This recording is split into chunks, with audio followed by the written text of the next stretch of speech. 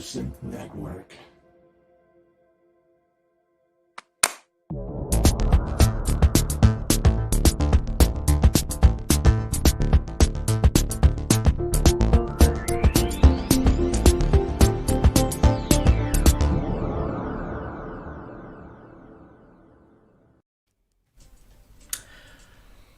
Oh, and he's got that wrong. Start with, look, it's just been one of those evenings. I won't say one of those days. It's been a pretty good day so far, but the last half an hour or so, I'm surprised I have... Look, bald spots. I've been just pulling this stuff out.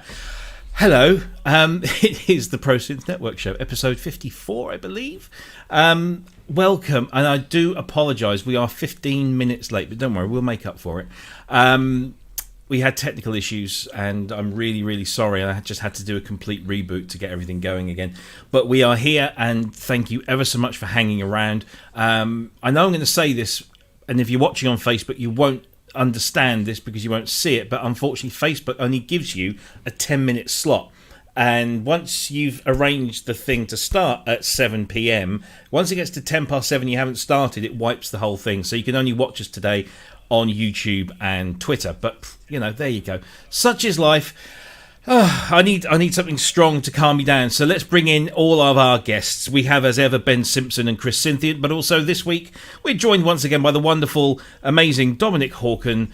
Gentlemen, if this thing is going to work for me, hopefully there we go. We're all there. Hey. Thank you. Hey. Oh. Dear, oh dear. And I was going to do something really special for Dom today, but I didn't have the time to do it because I was sort of messed up. I'll save it for another day. Shucks. Anyway. Just you being here is enough. Oh, shut up. Welcome. Albeit a little late. All right, shut up. Honestly, you should have the swear words that were coming out of this room. It's just unbelievable. Anyway, we are here. Let's relax. Let's have a nice couple of hours talking nerdy shit, and let's get on with it. First of all, to our guest, Dominic Hawken, how are you? I am very well, thank you very much. I just wanted to say, just totally, again, just been knocking out of the park with guests. I don't feel worthy enough to be here anymore. Oh, shut up. But seriously, the guests have just been absolutely brilliant. Lisa Belladonna was just such a good show. Yes, and everyone else as well. It's always been good, but it's just kicked up into a new league around here, which is fantastic. It feels like it's got this kind of tailwind behind it. You've suddenly, sometimes you reach a critical mass and everyone starts following and people are talking about it and people want to be on, and it feels like you've hit that in the last month or so, and suddenly the whole thing's just, really good. Congratulations all. Thank you. Just a brilliant show. Lovely, thank you. And then I go and mess it all up by screwing everything up today. But hey, there we go. We're here now, aren't we? Yeah. I with no disrespect to you, Dom, if this had been last week with Lisa, I would have really been... Well, there you go. Yeah. So, because we're familiar with you, so we're very comfortable. And so anyway, that's good. But no, great to have you on. Crazy. It's not we will... And talking of guests, as you say, we have been working hard behind the scenes, getting in some really good, interesting guests that hopefully everybody wants to hear from. We're going to announce another 5 guests that are coming up in the coming weeks today, later on in the show. So stick around because there are some incredible names on that list. And we are still working on more. Had a really lovely email the other day from someone who I absolutely cannot wait to get on the show. But more of that later. Ben... Is this you? I'm hearing myself back ever so slightly. I don't know if anybody else is hearing that. Yeah, I hear a little bit. I can hear it. Yeah, but Yeah. I don't think I'm doing anything that would cause it. Let me just quit. Because you're the one that's messed around with their settings. I know. Yeah. Anyway, while you're looking at that, now you've gone silent. Cryss, how are you? How are things over in California? Yeah, we're doing all right over here. Good. Good. It's a crazy world, but glad to hear that you're all okay over there. Ben is now completely silent, so we'll come back to him in just a moment. Is he there? No. Oh, he's giving us the hands. That's the international signal for I don't know what I'm doing, but I'm working on it. No, okay, right. Yeah. Anyway, let's have a look in the comments section. Welcome to everybody here. Inky, Eric, Mr. Brooks, Jupiter Boy, Wagyu, Martin Taylor, Asio Head, Corrosive Abuser, Simon's in there. Hello, Simon. Synth Addict, Atto Z, Stephen, the Sasquatch, I think, Keith and Watford. The list goes on. Thank you, ladies and gentlemen, for sticking around and hopefully sticking around for the next couple of hours or so. Ben, have you sorted that out yet? No. Oh yeah, I think you have. It's gone. Do you reckon? It's gone. Yeah. Yeah. Good. What happened was I turned Logic off, thinking that I could just do that. And then realised that my mic was routed through Logic back through this other thing that we're going to talk about later. Best not to. See, I learned this lesson many years ago. Do not fuck around with the setup once it's working. Yeah. That's why I haven't installed that ground control, which we will be talking about a little bit later, because I'm going to do that on the laptop first and then test it, because it took me ages to get all this set up and working. So now I can just turn it on, he says, after a 15-minute delay, and get it all working. Anyway, we've got loads of great stuff to talk with you about today. Lots of new products. One in particular, which Mr. Hawken is responsible for. We'll come on to his Incinerator a little bit later on and talk about how it does work, and more importantly, how it doesn't work, according to some feedback that Dominic received. We'll talk about that. Yes. That was funny.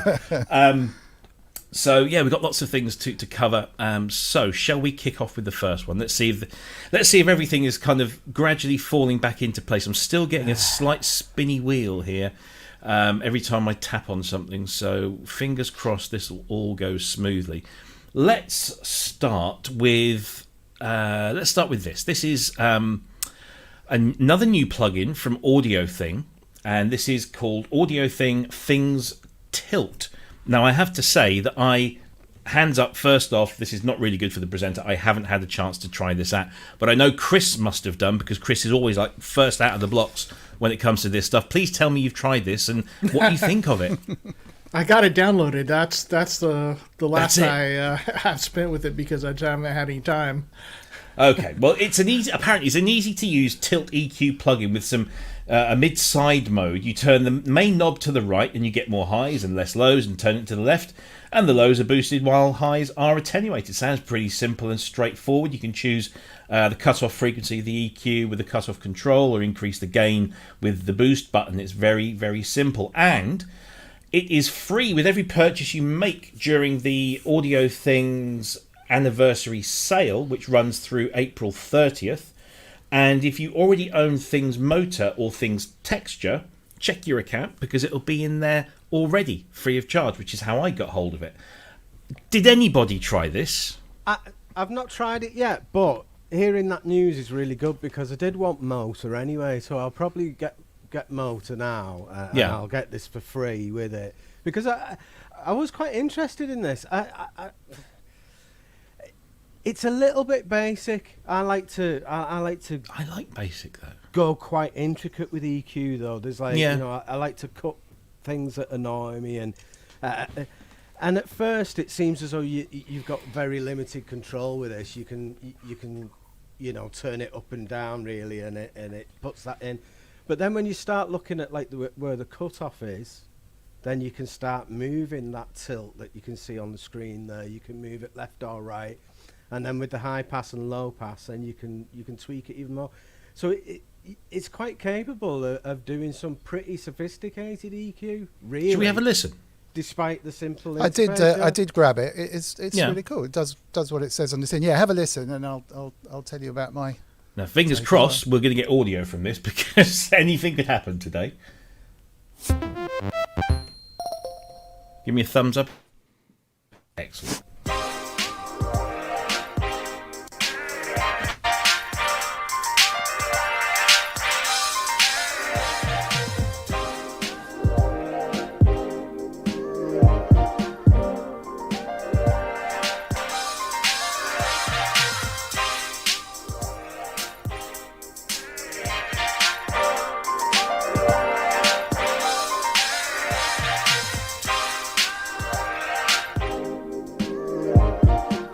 So I think we get the general idea there. And I like that. I like the simplicity of it. I mean, I'm one of these people that I kind of do things very cack-handed. When I'm building a track, I'm already thinking about the effect. And I'm even before I've put down a bass line, I'm already putting effects on things just to get them sounding right there. Before I even get to the mix, I'm kind of writing and producing at the same time, which I know is really bad. It's a bad habit. I should just get the shit down and then start thinking about, what plugins I'm going to put. But I can see that, you just throw this in and just tweak it very simply and get the sound maybe you're after. I don't know if is that just me? I think there's a chance that you could actually get a sound that you wasn't after that you like. Yeah. It's got that kind of like exploration thing about it. Yeah. Yeah, it's super simple, which is great. I think. Yeah. I mean, where it's useful for me, and I do this kind of thing with FabFilter plugins. I think a lot of people will do them. Is using the mid side, particularly on the bottom end. So if you're doing dance music, you kind of want to keep the bass in mono. And most bass sounds out of synths generally tend to be nice and big and stereo. But sound systems in clubs, the bottom end tends to be mono, and you don't want it to be rattling around in stereo. So being able to turn on the mid side, so to be able to turn the sides right down, and then on the stereo side push them up. It's not perfect for bass because you probably don't want to be pumping the top end, but you can find the right spot. And that, to me, the mid-side bit is the useful bit. I mean, mid-side, if anyone doesn't kind of follow it, you've got a stereo track like normal, you've got a left channel and a right channel. But the other way of doing it is mid-side, where you have one track is the middle, and the side, the other track is the sides. And the way they can get, basically, if you add left and right together, you get the mid. And if you flip over the right and add it to the left, you get the sides, and you can turn it back into a stereo mix from those two tracks. Now that's really useful for EQing because you can turn up and down the bass or the treble in just the middle. So if you've got a bass line you want to keep absolutely monoed at the bottom end, you can just turn down the stereo-ness at the bottom end but keep the stereo going at the top and that kind of stuff. So it can be a really useful thing. If you push up the top end on the stereo side, then it sounds more stereo-y. Everything else stays in the middle, but it just it enhances without doing that kind of weird phasing you get from those kind of stereoizers. It just sparkles the left and right a little bit, and I think it's useful. Clearly, you shouldn't put it on everything, just because it's going to.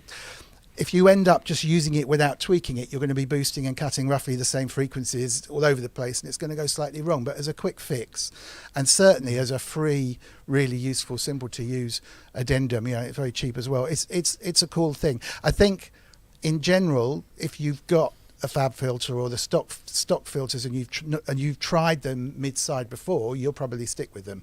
But if you've never played around with mid-side stuff, this is a great little tool, and you can see what it sounds like. I'm going to come back to this because what you said there is very interesting. So because I can't pay full attention, I'm going to come back to that and rewatch you a little bit there and see if I can mess around with doing some of those things. Chris, did you have any thoughts on this? Nothing really to add besides that. But I will mention also because it happened a little bit later. I saw the update for it. That on the other end of EQ, on the more complex end of dynamic EQ, Gullfoss received a big update, and it's free to people who've already purchased it. And included in the update is a second version of it that's called Gullfoss Live. Okay. That is low latency because I think the regular Gullfoss is about 20 milliseconds or so, and this drops it down to 2. So live applications will... you'll be able to use it for some of that. Cool stuff. Excellent. So AudioThing is where you go, audiothing.net, and it's called Things Tilt. It's normally €19. Currently you can buy it for $9, but if you buy anything else, any purchase made during the anniversary sale period, which is running now through April 30th, you'll get that free. But if you've already bought Things Motor or Things Texture, it's in your account. Go get it. That's what I did. So I'm going to play around with that a little bit later because I was doing some little composing last night. So I'm going to stick that on there and have a play. There you go. Very nice. Let's see. I'll be getting that. Yeah, definitely. It's. I mean, even if you have to pay for it, it's still damn good value for money. Yeah. Yeah. So let's have a look. Let's see. We don't often do mobile applications and stuff on here, and that's not for any particular reason. But this is something, I'm going to call up Tom's Synth Anatomy site to get us the info on this. So this is the ID700, which is a Buchla 700 emulation with MPE for your iPad. And unfortunately, I don't own an iPad new enough to run this, so I have not been able to try this. But this basically the Buchla 700. Now, again, I'm just reading this. I don't really know much about them, but it was an instrument made in '87, and it was, according to this, the next logical step from Don's previous digital synths, but was also influenced by the synth trend of the '80s and now the 2021s is FM synthesis and the all-in-one workstation concept. So this is an emulation of that super rare synthesizer, and it is based on FM synthesis and wave shaping. Let's have a little listen to this demo here. Hopefully, if it's going to work. I've got spinny wheels. Hey, good evening, everybody. Welcome to the sound test room. Today we are taking a look at the ID700 by... Let's skip forward once the spinny wheel decides to let MOTU me... design. Let's see. MOTU Get some sounds. I should have queued this up much better. No, come on. It says sequence, but he talks a lot, this guy. Oh, that's just... Oh, here we go.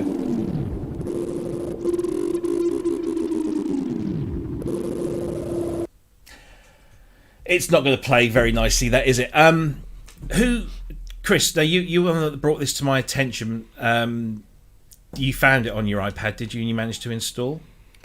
I don't have an iPad. My wife does. Right. So, I was kind of moaning the fact I didn't have a AU version of it, but every time that I think about it, it's in the evening and she's home using her iPad, so I haven't even gotten to try it yet. So I haven't had much time during the day, but as soon as I can, I'm going to grab it and download it and figure out how to set up the iPad with Logic on my MacBook or just run the audio out into my interface. That's my problem with it as well, Cryss. I wouldn't really know how to integrate that into my system with it being on iPad, It's not been on my priorities, and my wife's iPad isn't the newest. It should run this just fine, and so I've been kind of planning for the future when sometime down the road when I upgrade my computer and the new M series Macs, and also developers have done the work required to get them to work on, because you'll be able to buy one program that'll work on both your iOS stuff and your macOS stuff. So I'm kind of grabbing synthesizers that are on sale or cheap, because in the eventuality they'll be able to run it on a MacBook in the future. But I like this one. The interface looked really interesting. There were some elements of like the envelopes and everything that reminded me of the Essence FM a little bit, and how you could watch stuff. Also, some of the digital implementations, plugin implementations of like the Arturia DX7, how you can watch the envelopes move and that kind of stuff. And so the sound was really good. I mean, in that video, it goes through some like pretty normal sounds and also some very experimental sounds.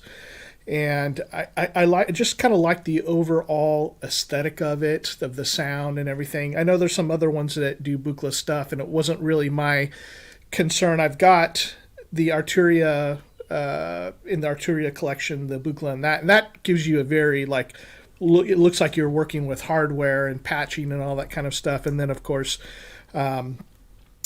Newfangled Sounds Generate and Pendulate have a bit of a Buchla-esque vibe about them. They're not.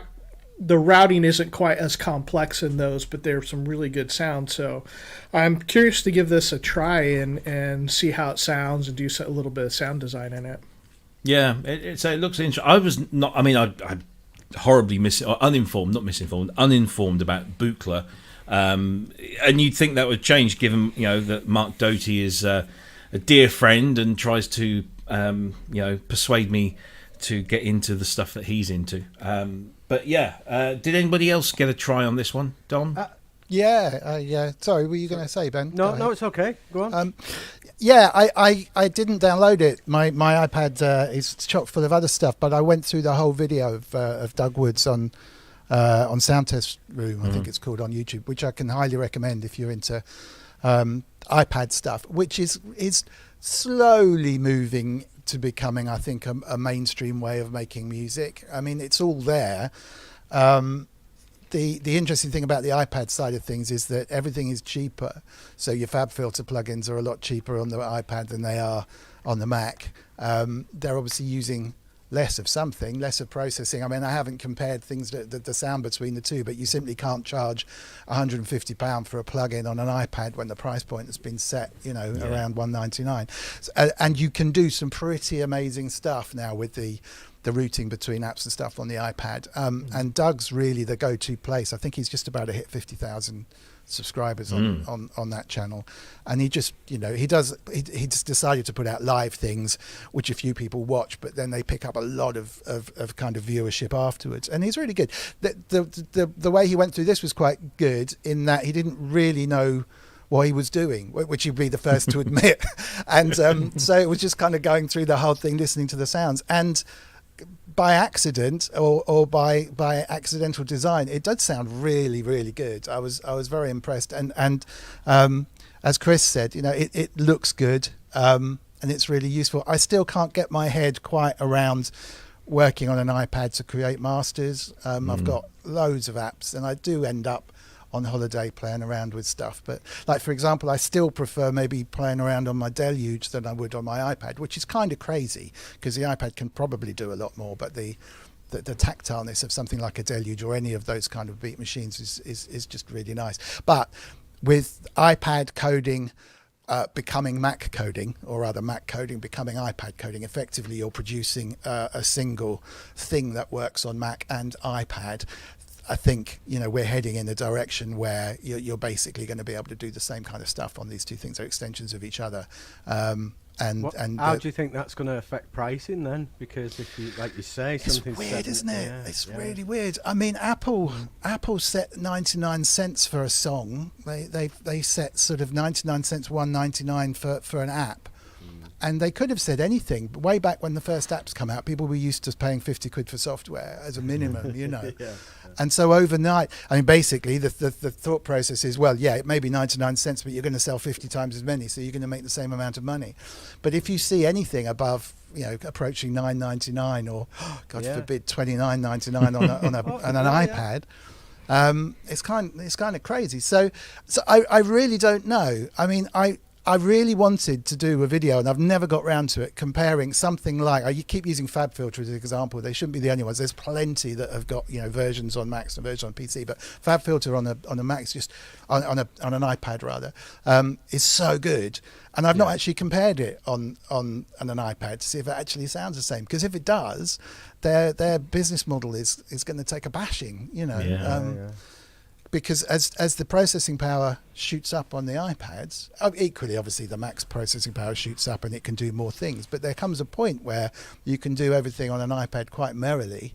And, if we're at the stage where my Mac was about 3 years ago on an iPad, I could do everything quite happily, So whether they're going to have to put their prices up, I guess. Yeah. I remember when I got into the whole... Well, I bought the first iPad, and the only reason I bought it, because that was when I was still not an Apple user. I didn't have a Mac, I didn't have an iPhone, I had nothing, and it was only because I got asked to work with Peter Vogel on the iOS Fairlight app that he advanced me my fee for the work that I was going to do, and I went out and bought the iPad so I could actually use the app. And then he put the app on sale, and it was, like you say, I mean, the pro version was like 50 quid. And I'm sat there thinking, that's not... a lot it doesn't, for Fairlight. It's On an it's iPad. not a lot for a Fairlight, but On an iPad it is. on an iPad. On an iPad Well, it is. the thing It'd be is, like $1.99. Dom said, all these other apps are kind of coming out at, stupid money. Even KaoX stuff was like $19.99. Yeah. And here was this Fairlight thing that was a lot of money, except it's still turning in a fairly decent monthly income for him, and fair dues. But I really wanted to get into this whole iPad making music thing. I thought this was a great idea, and I even went out and invested in the Alesis IO dock and plumbed that into the studio and had the iPad next to me here, and still couldn't really get into integrating it with everything else. And it's only, of course, now that we have iPads that have the power and the oomph and the decent apps that are maybe pushing it towards something that's going to be more of a permanent thing. The only use I ever found for an iPad in music was as an extension, as a controller, like the Logic remote, stuff like that. That's really handy. You can have that here and just use the faders. It's really good. But as a kind of like an all-in-one production thing, I never really got on with any of the sequences that were released, and it just didn't fit my MO.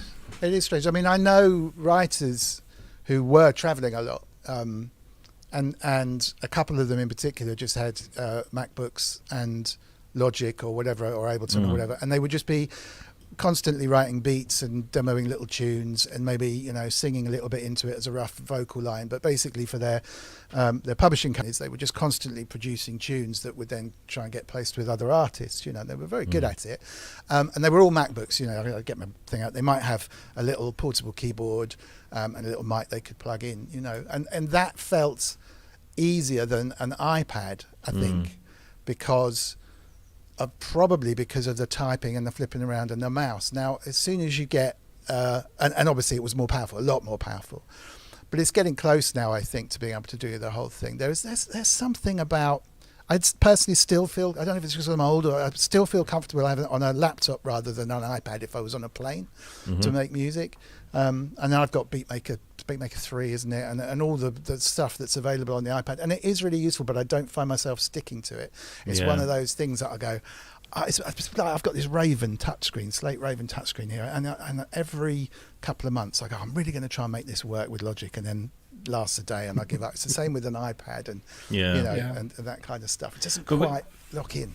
We're getting to that point now, aren't we, where MacBooks or Macs, let's just use the general term, Macs and iOS are getting closer and closer and closer to the point where everybody's been saying it for I don't know how many years, that there will be just this one operating system, and everything that you buy for an iPad will work on a Mac or an M1 Mac, and vice versa. And I guess that's where it's all going to go. I mean, it must be one of the main reasons, or one of the reasons that Apple have gone to M1 and this kind of integration. Yeah, I think that's a good thing, to have everything running the same software, so long as they still provide the different hardware formats. Because like Dom was saying, there is something that's inherently different with using an iPad versus using a MacBook or a laptop.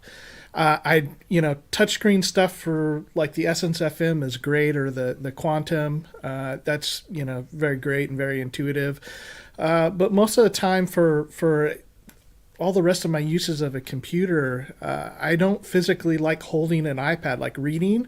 I find it very tiresome. Whereas I can just set my laptop down, have the Kindle app open or whatever, and be reading, or same thing, working. I don't want to go to a smaller screen. I mean, my laptop doesn't have a huge screen. It's 16 inches compared to, your iMacs and stuff, which are much larger. So I'm already a little bit limited in that regard right now. But yeah, the studio part of using an iPad doesn't appeal to me at all. No.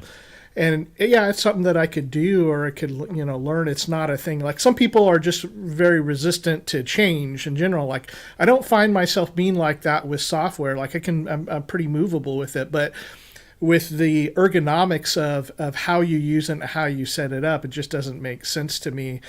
And I've tried it several times, with my wife's iPad to try to set it up and recording here, and see how it works, but it just never really jived with me too much. So Gaz uses Yeah. it, doesn't he? Gaz uses it all the time. Oh, big time, I yeah. think if it fits into your flow, it's obviously perfect. I was just thinking about while you were talking. I think it's a lack of a keyboard and mouse. Actually, it's the most annoying thing. But nowadays they're promoting the iPad with the keyboard in the case type thing and propping it up, so it's beginning to look like a MacBook. And MacBooks, they're now there's always been these rumblings that eventually we've had the touch bar, and then sooner or later we'll probably get a touchscreen MacBook. Windows Surface has certainly stolen a march in that regard. I think the touch bar's been binned off now. I think they've got. I think so, yeah. But it's got to be a point, hasn't there? If you're going to produce a range of laptops running an M1 chip that can run iPad software, the iPad paradigm demands a touch surface. Yeah. And it's got to be happening, hasn't it? Surely. Yeah. Surely it has. Yeah. Anyway, there you go. I won't get rid of the touchpad though, because like Dom's this saying, those touch screens don't always suit, do they? They don't. No, this is very true. And this is, I bought into the touchpad thing quite early on. This is still my original one. It's still remarkably going. And I hate, I use a mouse for my day job, but this is just so much easier, and all the gestures and everything, it's just so much nicer to interact with a computer that way. And yeah, I don't know, will we be touching our MacBook screens soon? I don't know. Talking to them, I think, is the main thing. Yes, indeed. You got one of these. Control. Hello? Yeah. Computer. yes. Cue Star Trek 4. Yeah. Absolutely. So there you go. That is what is it called again? It's called the ID700, and it's from a company called MODOSC Designs, MODOSC Designs. It's available on the App Store now for iPad only. It's not on the iPhone. Can I just say it's $7.99? Yeah. It's only $7.99, and I've only watched the videos, but I am planning on getting this, even though I'm not sure at all on how to integrate an iPad into my studio. The best use for an iPad I can see is as a remote device, like we were saying, but like a gig or something. Like a lot of desks now will work with the iPad, won't they, as a remote, going out front and getting your sound right. And we played with Blancmange, and they were doing that, and it's like everybody's doing it now, aren't they? But this was way back when they had the PreSonus. What was that app for the iPad that was very much like the Lemur, the touch surface, but it was on an iPad? Was that Touch? I know what you mean. Touch Touch OSC. Yeah, Touch OSC. Yeah, that was. And good, that intrigued me. I thought that again from a live perspective that would be kind of a nice thing to do. Yeah. I remember at Synthfest a couple of years ago they were having tech issues with the seminar room and the mixer, and they'd got one of these mixers that had got an iPad app, so they could control the mixer from the other side of the auditorium, and it failed, and they had to go and get a new mixer in because the whole thing they couldn't they relied on it so heavily that when it went down it was like that's it gone, which is not a very pleasant experience. But one of the other good things about this, because we haven't mentioned this, it is the graphic interface. It's so good, I think. This is the one where it has the little balls jumping down the envelopes and stuff, doesn't it? When I was watching that, I thought, why has nobody done that before? That makes so much sense. Yeah. If there's a slope at the front, it's more difficult for the balls to get up the slope, so it's a slower attack. And then they sort of flying off the end, when there's a bit of release on it, and they were moving slow across it, like in slow motion almost, when there was a long sustain on it. And I don't, it's just a really innovative way of presenting that. And there was more balls. The more notes you played, there was more balls jumping across the envelope. I thought. Check out Arturia's DX7, and I think some of their other ones too. But that's the one that I recall actually doing programming. The Fairlight, the CMI. Yeah, Arturia, so it's probably their general interface for it. But check those out in the V collection, because they do a very similar thing. And I agree. I think it's a great way to visually see where your envelope is at in the stages. There's a lot to be said for visualization of synthesis, particularly, as we've mentioned, complicated forms of synthesis. A graphical user interface with visualization really just kind of makes, there you go, there's your light bulb moment. That's how it's working, and that's how I can change the sound in a productive way. Yeah, definitely. So there you go. Yep. That is the ID700. It's available on iTunes for an introductory price until May 9th of $7.99. I guess that's the equivalent, which is not bad for a decent, unique synthesizer. Right, let's see. What should we do next? Let's do some hardware, because we've done some software, and this one is kind of near and dear to my heart, because I am a drummer at heart. And Roland have just announced their new TD50K brain, which is a brand new drum brain to go with their classic V drum kits, whether you're using the traditional pads or these full-size kind of acoustic shell type pads, which Cryss and I were having a discussion about this the other day. I just kind of think that defeats the point, or one of the points of E-drums is that you can pack it all into a bag. I've lugged 8-9 piece acoustic kits around week after week, and it's no fun. So having a small pad is a lot nicer. But this is their new brain, and it features huge amounts of deep sampling, multi-sampling, and people like Craig Blundell, who's a superb drummer. He's been one of Roland's ambassadors for many years. Has supplied many sounds, including a drum kit of someone who inspired him as a child, and he managed to get hold of that drum kit and sample that, so that's now in this kit here. But of course, these aren't cheap, but they sound very good. I'm just trying to find where the video was, but the video seems to have gone. There it is. Let's have a listen.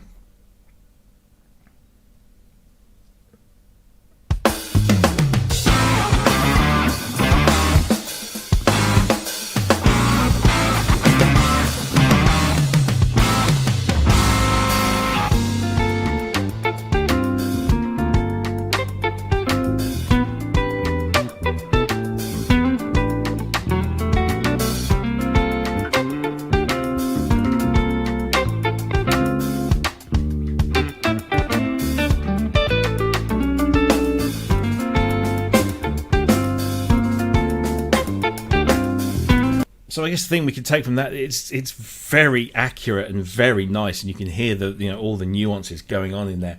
My question is, does one spend £5, £6, £7, maybe more £1,000 on one of these kits, or do you spend maybe £1,000, £2,000 tops on an alternative such as Alesis and invest in something like Superior Drummer?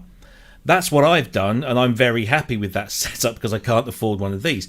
But on the other hand, the V drums have been right at the top of the game for a very long time. Thoughts on this, gentleman? Well, silence. It looks like a drum kit. Sounds like a drum kit. It's a drum kit, right? It's amazing. It is truly amazing, and I absolutely get it, because you can, the amount of time I've sat waiting for the blooming drummer in the studio to get his snare drum sound right with the engineer. With a flick of a switch, you've got jack plug coming out. You've got any kit that you want, and it is, to all intents and purposes, I would imagine, if you're a drummer, pretty close, as close as you can get to playing the real thing. Yeah. They've got some amazing hi-hat technology going there as well. So yes. It is incredible. But as a slightly facetious not drummer, it's like a vegetarian sausage, isn't it? It's like why buy a kit, buy the most amazing kit, and then have, okay, you've only got one sound, but what a sound! I mean, it's just incredible. So of course, if I was a session drummer, or a drummer, and I could afford it, I'd probably love one of these, and I'd flick the switches and all the rest of it. But I always remember, I was the idiot kid who was laughing at drummers in my little bands when drum machines were invented, saying, "Aha, you're out of a job," you know. and until someone said to me, until someone said to me, you know, they're completely different. You know, I'll tell you what, the good drum machines are. The good drum machines are the ones that don't sound like real drummers. It's pointless sounding like a real drummer. You know, this 909, look at this. This has just come out. This sounds amazing. You know, I can program stuff on here. Why do I want to make it sound like a real drummer? You know, and I suddenly clicked that, you know, if I had a kit like this, I'd want to be flipping the switch and it sounding like, do you know what I mean? Not like a drum kit. However, that aside, it does look amazing. It sounds amazing, and I'm sure it's absolutely brilliant to record. But not being a drummer, I don't know if I'd be a bit sniffy of the fact that it really still doesn't sound like my kit. Do you know what I mean? It must be the closest thing out there to that. Yeah. But yeah, it's a vegetarian sausage argument, I think, for me. I think that's a spot on comparison. Because that's what I don't get. It's a bit like, I remember somebody once coming up with an idea of these cordless mice to stop people stealing them. You could fix a wire to them. And it was like, wow. And this is a little bit like that. It's a little bit like that. It's like, it started off not like a drum, which had loads of benefits. You could stick 4 of them under one arm and you know, carry your own kit into a gig. You've got all that benefits that Dom was on about in the studio, where the sound checking's all reduced and everything. But now they're going more and more and more like real drums. I don't get that, you see. I don't understand why. Because, well, it's like Dom says, you can just have a real kit. And I think you can put, like, little sensor pads on them as well. Yeah, you can trigger, which is what you've done, right, Rob, I think? Well, no, what I've done, so I have an Alesis Crimson kit. So that's mesh heads, but they're only the shells are only about 2 or 3 inches deep, but they're proper shells. But they're only a little deep. They've got multi-sensors. They've got rim sensors. It's pretty much the same kind of spec as the Roland, but it's about $4,000 cheaper. And you can adjust the mesh tension to get the feel correct. And once that's in the bag, then I have my laptop with Superior Drummer, and at the click of a mouse, I can call up any kit I want, from custom kits to vintage kits to my favourite, which is the Phil Collins kit with the concert toms, and I've got multiple mic settings, and I can do 5.1 if I wanted to, but you know, it's immense, and you know that the cost of a laptop and the kit is still cheaper than a Roland kit, and that's my only beef with. They're absolutely brilliant. They are top-notch things, and that new brain sounds amazing. But it's just, I mean, the price is crazy. And why go for full-size shells? I just don't get it. Did somebody say, we're not selling enough of these because they don't look enough like real drums? Is that it? Because maybe. There is a thing. I remember when I was playing, I actually put a drum machine out of a job. It was the other way round, because I joined a band that had a drum machine. They were They were looking for a drummer, and they were using a Casio RZ1 as their, and with a foot pedal to start and stop it, and that was it. And they phoned me up and they said, "Would you join the band?" And I said, "Yes, please." And then they gave me the drum machine, and I started to use it along with the other drums. So far from putting putting me out of a job, I put it out of a job, but then I re-employed it at a lower rate, which is the way to go, isn't it? But you're gonna be getting a call from the drum machine union. Exactly, yeah. But I went to electronic stuff, and I was using Yamaha stuff, and it was the kind of rubbery pads, and it wasn't very good, and it made your wrists ache, and the sounds were very generic. And then I got into the whole mesh head thing, and it's just so much nicer to play, and the nuances there. I mean, I can't believe sometimes that I'm getting that degree of nuance of not just the velocity, but the drum sounds different wherever you hit it on the skin, and you get that with a combination of a great pad and great software with all that stuff built in. So you're getting that now? Yeah. So that's kind of like one of the big selling points of this new kit, isn't it? It's this prismatic modelling or something, where they based it off a prism, where a prism, like wherever the light hits it, you'll get different colours coming out. This is audible, sonic, and wherever you hit the drum or whatever angle the stick is, it has this prismatic thing that gives you a totally different sound. But you're getting that now, so it's not but I'm thing. sure Roland's is probably way more advanced, and I haven't tried this yet. I mean, I'd love to, but I can't go to a music shop to try one. So, but I'm still getting the nuance, and that's a combination of really detailed, deep sampling that you get with something like Superior Drummer, and having a kit that's got enough sensors in there to sense exactly where you're hitting on the drum and then deliver the right sound, and have enough samples for round robin so it doesn't sound the same stroke after stroke. So you get that, and that's just, I wasn't getting that with that kit until I started using Superior Drummer, and then you really notice the difference. It's the sounds that you've got to have that body of sounds, and that's what this box will deliver. Pretty sure that if you plug this into an Alesis kit, you'd probably get much the same kind of performance. Although Roland would probably have you believe otherwise. So stuff, to kind of give another angle at it, because I think Robbie explained the studio use of it really well, and as far as accessing other sounds.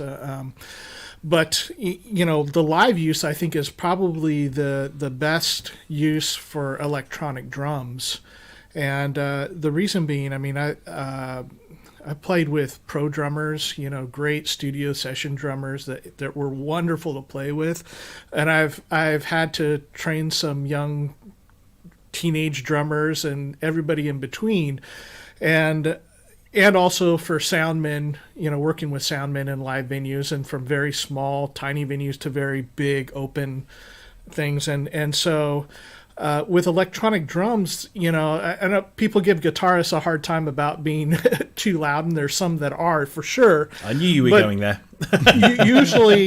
Usually the stage volume is set by how hard your drummer is hitting. Yeah. If you have reasonable musicians, reasonable guitar players that will set a stage balance, it should be to the drummer.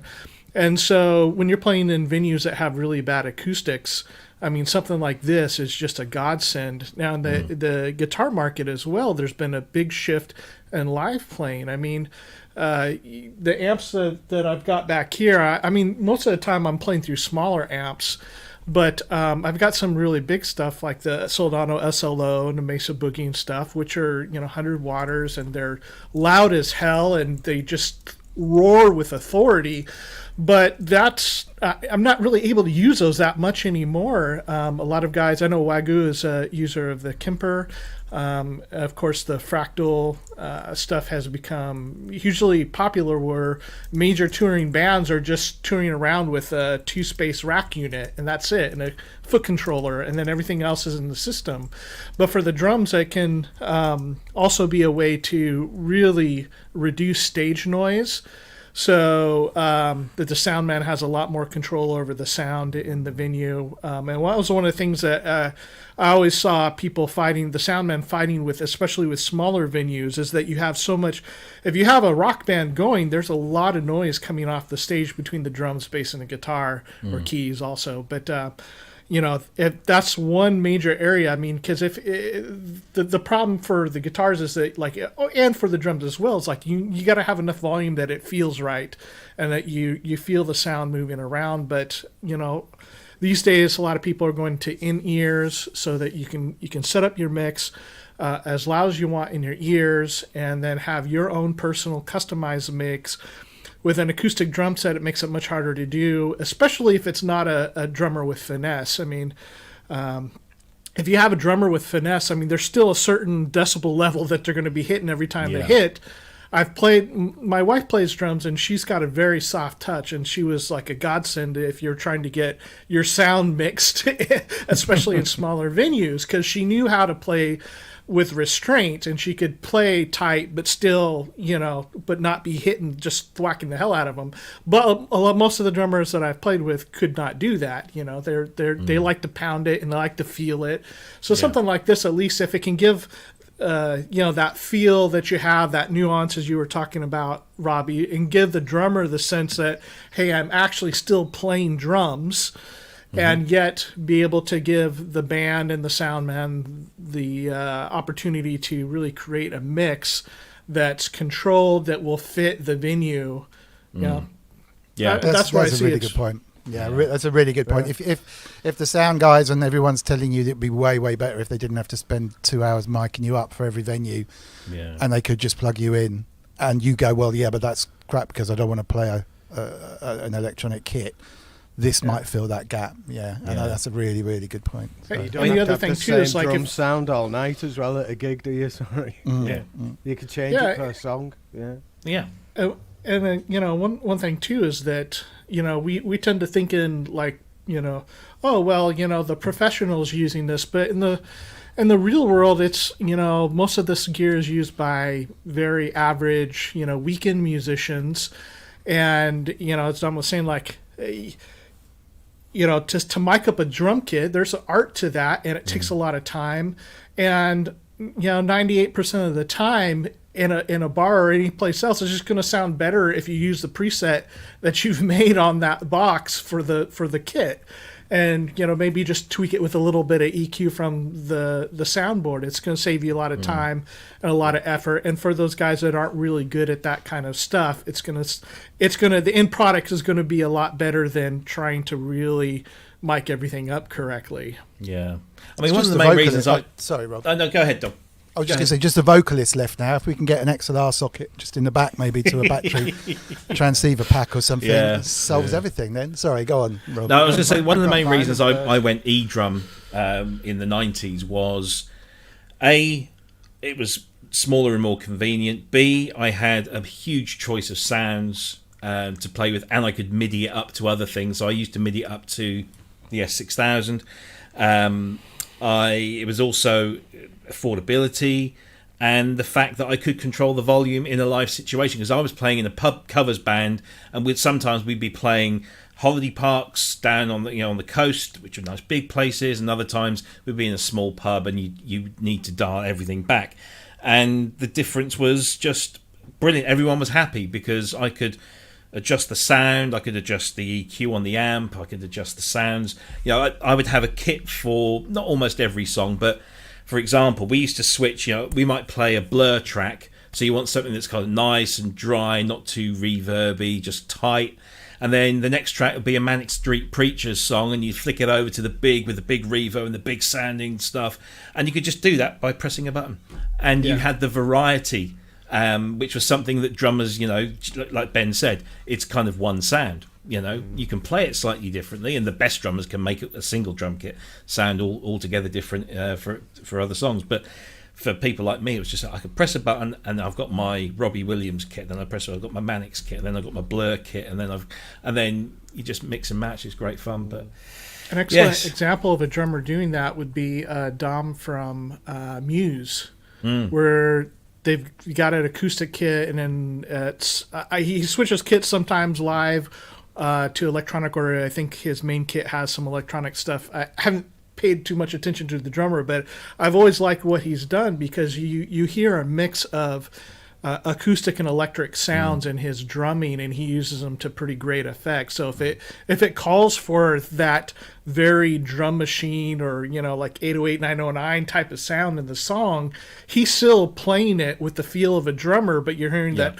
tonality of the drum machine, which I love that. Yeah, another great guy, and it's funny because we've kind of come full circle. So I mentioned Craig Blundell, who is this drummer. He's drummed for many bands, including Stephen Wilson. What's Jem Godfrey's band? Used to be, oh Jesus, the prog rock band. I forget their name now. It's gone now. But anyway, yeah, he's ex Royal Marines drummer, and then has become one of the greatest prog drummers in the world.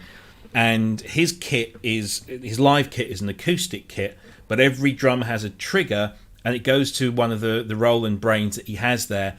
And so for any song, he can call up a set. So if there's a particularly electronic kind of song and he wants an 808 bass mixed in with his acoustic bass, he does that, and he can mix in different sounds with the acoustic and the electric, and then it does sound incredible.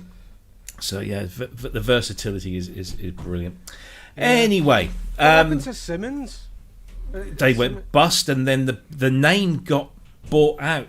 It wasn't that long ago. Somebody by mentioned it in the chat. Guitar Center. Right, yeah, they're selling. I think they might be selling like one of the big American cheaper, chains yeah. bought the brand name, and then basically there's this company. Do you remember Phil Taysom said a few weeks ago, Medali in China? Yeah. Yeah. They make these kits, and in fact, Alesis' drum brain is a Medali drum brain with Alesis on the top. Right. And they make all of this hardware, and then companies just buy it and stick their labels on it, and that's what I think was happening with the Simmons kits. So this American retailer had brought the name, and then we're just banging them out. But it's Mr. Simmons. Was it Dave? Dave Ed, Simmons. I Ed. think it was Ed, wasn't it? Yeah. Or is he? No, I think he's in the Chemical Brothers. Maybe that's someone. Oh, it could be. Yeah. I think you could. I think you could bring them back now. I think watching that. What, the Joe Chemical Brothers? playing- No, the Simmons drums. You could bring them back as well if you They want. go the for a Chemical Brothers. fortune. Those original SDS5s and SDS6 brains. Yeah. The brains go for a huge amount. I mean, the like, pads not so much. Yeah, but yeah. unsurprising, because it was. I remember I tried the Simmons kit Oh, they in were awful. Yeah. 80 something. It was like hitting slabs of concrete. Yeah, It really was. I had the Roland one, the triangular ones.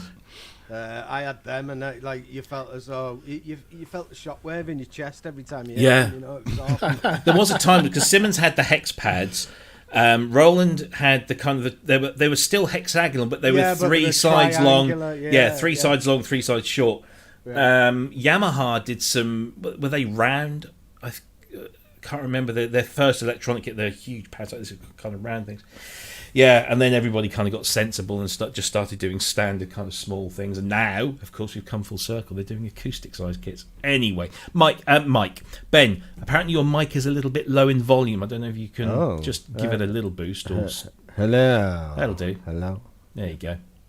So, Cryss has disappeared for probably a toilet break. Let's move on to let's do this because you've been playing around with this, and then we'll come on to the Incinerator after this. So this is, if you're a Mac user, or I guess, I don't know, I haven't used a Windows machine for this kind of thing for ages, but getting audio in and around your system in a virtual sense can be a bit of a pain, but you can get things like this, which is completely free of charge. It's brand new, and you've been playing around with this, Ben.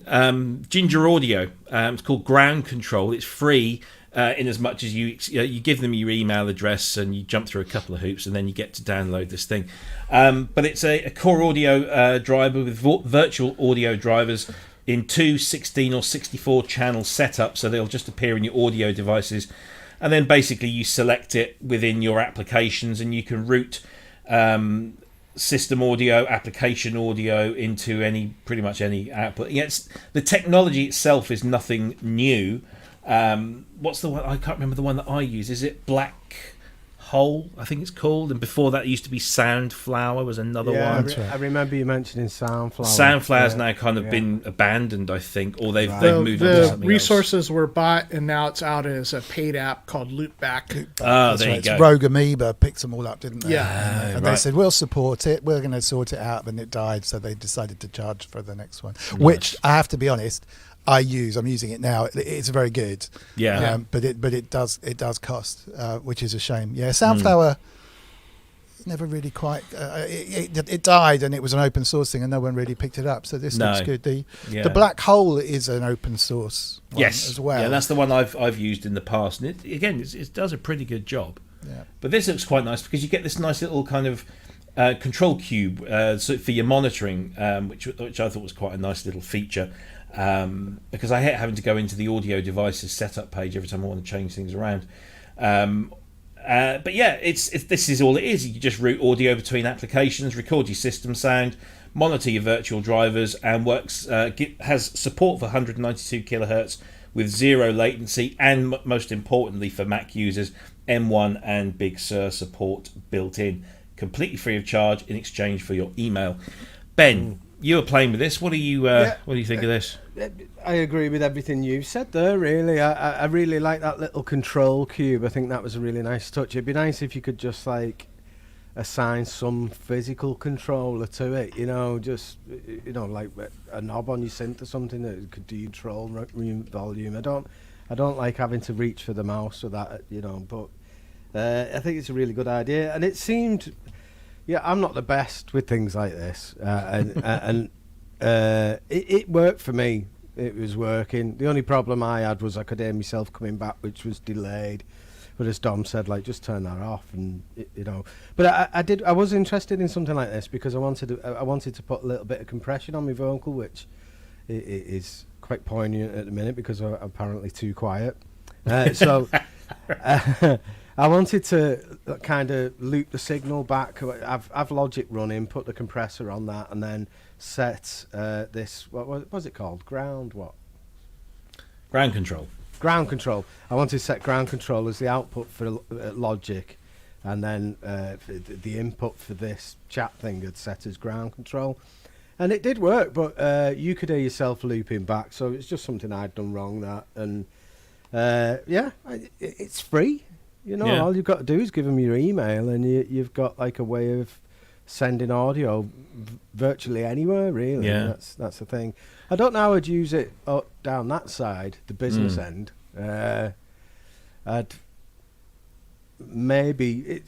probably use it in the same way as you use like an aggregate audio device, or less problems. But it's great. It seems good, and you can't argue. Yeah, I used to set up aggregate devices, especially for for doing this kind of thing, and also when I used to do internet radio, and it kind of worked, but it was always a little bit temperamental. Wasn't you always get pops and crackles? Always. Yeah, it wasn't great. Yeah. So in the end, I just thought I'm just going hardware. So I bought myself a small desktop mixer. So the microphone goes in there, all the synths go in there. I had my turntable going in there, and then that just fed into my interface, and that was it. I was just mixing in hardware and just sending stereo into the machine. I haven't gone back since because this just works.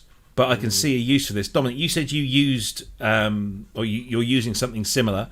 Have you tried this? I haven't tried it. I'm going to give it a go. I downloaded the source code for the black hole stuff because I thought it was really cool. And in the end, I really didn't have time to mess around with it, so I bought Loopback, and it does just work. Right. The only reason I build aggregate devices here because I've got a Burl 8-channel audio interface, but also another couple of RME ones that kind of go out to external reverbs and stuff, and I have to combine them in Logic as an aggregate device, which is fine, and it does work. It's absolutely fine. Where it becomes a problem is if you're streaming, like now my camera is actually coming from OBS, and my mic's being sent to you, but I can hear it through my A to Z, but I can't hear myself coming back from you. If I'm streaming something and I want to be able to hear the output of Logic, that has to go in a separate path to get out to Twitch or whatever, and I only want to the monitoring becomes a real nightmare, and it's really easy to set up in Loopback. Well, I say really easy. First time's always a bit of a challenge, but once it's done, it really does work well, and you can configure stuff on the fly without dropping the interface. If I suddenly go, I need to play someone a YouTube vid in Safari, I can literally drop in another channel, open Safari, and I could route the audio to you. So, but this does exactly the same kind of thing. I think the PC equivalent is a thing called Voice Meter Banana, which is the most bonkers name for something, but it really does work. It really works well. You've got virtual audio cables that you can send between apps, and a mixer that allows you to kind of combine all the same things in the same way that ground control does. So it's a problem all round, but it's one that seems to have been solved. But I need to try. I like the idea of an open source one, and because you can edit it and make it better if you find problems. And I really need to jump in on that. It's just at the time I think I had to put something together and I just didn't have time to get it working. So it wasn't cheap as well. It was £100 or something for the Loopback one at the time. It may have come down a bit now, but having got it, it's just it's a bit like your hardware system. It's just I can forget about it, and it's absolutely fine and works really well. Because I found this recently, which is VB Audio software. That's Voice Meter Banana. That is it, is it? Yeah, I think that's it. Right, yeah, VB, yeah. I suppose thoughtfully, they've changed their name to VB Audio, which is like orchestral manoeuvres in the dark becoming OMD. Voice Meter Banana is probably VB is a better thing. But I had no idea that this existed until somebody sent me. Let me just bring this up because I found this funny, particularly in the last year or so when we've all become so reliant on video calling software. But there's this brilliant website. Let me just find this here. It's called Zoom Escaper. And what you basically have is this coming up? It's just waiting. Come on. There we go.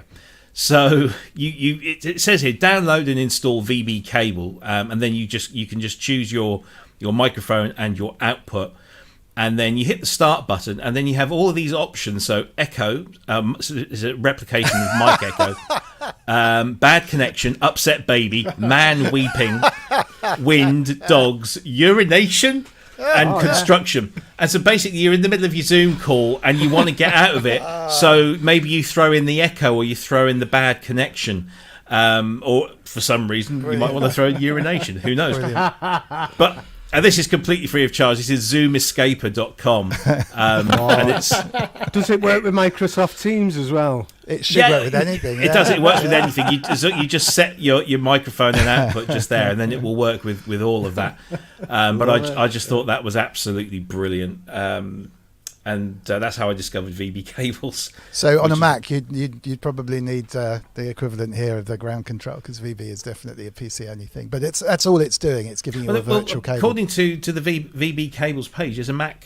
Oh, brilliant! Version. Okay, Yeah. I'm out of touch. The only reason I discovered them is because I've got a streaming PC Let me just have a look in the here. other room, and so I kind of use it on the PC and I use everything else on the Mac. But awesome, I'll give that a go then. Yeah, VB for Windows, VB for Mac OS. Fantastic. Yeah, Fantastic. so And that literally just appears as a plug and a socket, if you like. So you can say, right, I want this input into one end and I want the output to come out into somewhere else, and you can that's run as clever. many of them as you want. Just wire them all up. yeah. But yeah, There you cool. go. There you go. So hopefully I've introduced you to a new work thing there. So don't blame me if you get the sack for using that Zoom Escaper thing. But I am tempted. I've got a call next week that I think I might use that on, which will be funny. I hope. Thanks a lot. I was looking forward to that call. Yeah, I was going to sit there and just do the urination one. I probably shouldn't say that, I accidentally played a goat sound on a a really important conference call. There was me, we were working from home, but it was pre-pandemic, and there was me and a coder who'd flown over from America working in the gambling industry, making this really high profile thing where they were doing morning and evening conference calls with everyone on board. And it was a morning one, and there was a fight going on between the head of security at a particular gambling company and the project manager. And they just didn't hit it off. And basically, the security guy was saying no, and the project manager was saying, you can't say no because you've got to get this project out. Anyway, so I just got a new iPhone, which tells you how it was a very early iPhone. And one of the only apps that I found on it was this kind of sound player pad. So you could hit a button and it would make a noise like a pig or and I was showing it to this. And basically, the security guy was on a bus and he was late for work, and it kept cutting out. So the project manager was really laying into him, going, "I can't hear you," and he's going, "Sorry, I'm really." And then all of a sudden, I didn't realise I wasn't on mute. I hit this thing and it went, "Meh," and there was dead silence on the call, and the project manager, the lady said, "Is that a goat?" and then no one said anything, and I was like, "Oh my God, what have I done?" And she said, "Look, just get off the bus and give us a call when you're in the office, all right?" As if there was a goat on the bus. There are some countries, I'm sure that I was happens. like, what? Yeah, And I got away with it. It was that's the most logical surreal. explanation, isn't it? Brilliant. I've had enough of this. Just get off the bus. Brilliant. Way to diffuse a tense situation. Yeah. Absolutely. So, on that note, let's talk about another piece of ingenious software, which comes from some guy called Mr. Wiggly. Whoever that might be. Yeah, I've heard about this one. Yeah, I've heard about this. It's, so, yeah, let's. You were talking about this weeks ago, actually for some while, really, but it is now out and it is available. It's the Incinerator. It's there and it's working and it's superb. And we've been very fortunate to have been able to help test this and play with it for a little while. And I just got to say, a bit like that other plugin we spoke about, which is just like dead simple and really easy to use. This is that as well. So I'm not going to tell you about this because we've got the flipping inventor of it on the show. So Dom, tell us a little bit about Incinerator, what it does, how it does it, and how we should use it. Well, first of all, thank you very, very much because you have really helped me out. I sent you copies in the very early stages and said, look, can you tell me what you think of this and give me some feedback because I don't really want to send it out. And I thought I was onto something, but it's really, this stuff is really, really hard. If you build a plugin that's meant to change the sound and make something better or different, and you're doing it constantly for a couple of months, you do lose track of kind of where you're going. But so thank you for that, and you were super helpful, and a lot of the stuff that you talked about and the feedback and comments that you made ended up in the final thing, which was brilliant. But I was on Sonic State originally talking about how to make your sound better, and I was basically saying, you can go out like I've done and got a really nice API channel strip behind me and all this kind of stuff, and it makes things sound great. But don't forget the simple stuff, go and record it onto a tape machine, or why not just get a microphone, stick it in front of your monitor speakers, everyone's using the presets out of the VSTs and virtual synths and stuff, and that's absolutely fine. If you want to do that, it's brilliant, but kind of make them your own. I think it was Deadmau5 was going on about this for ages.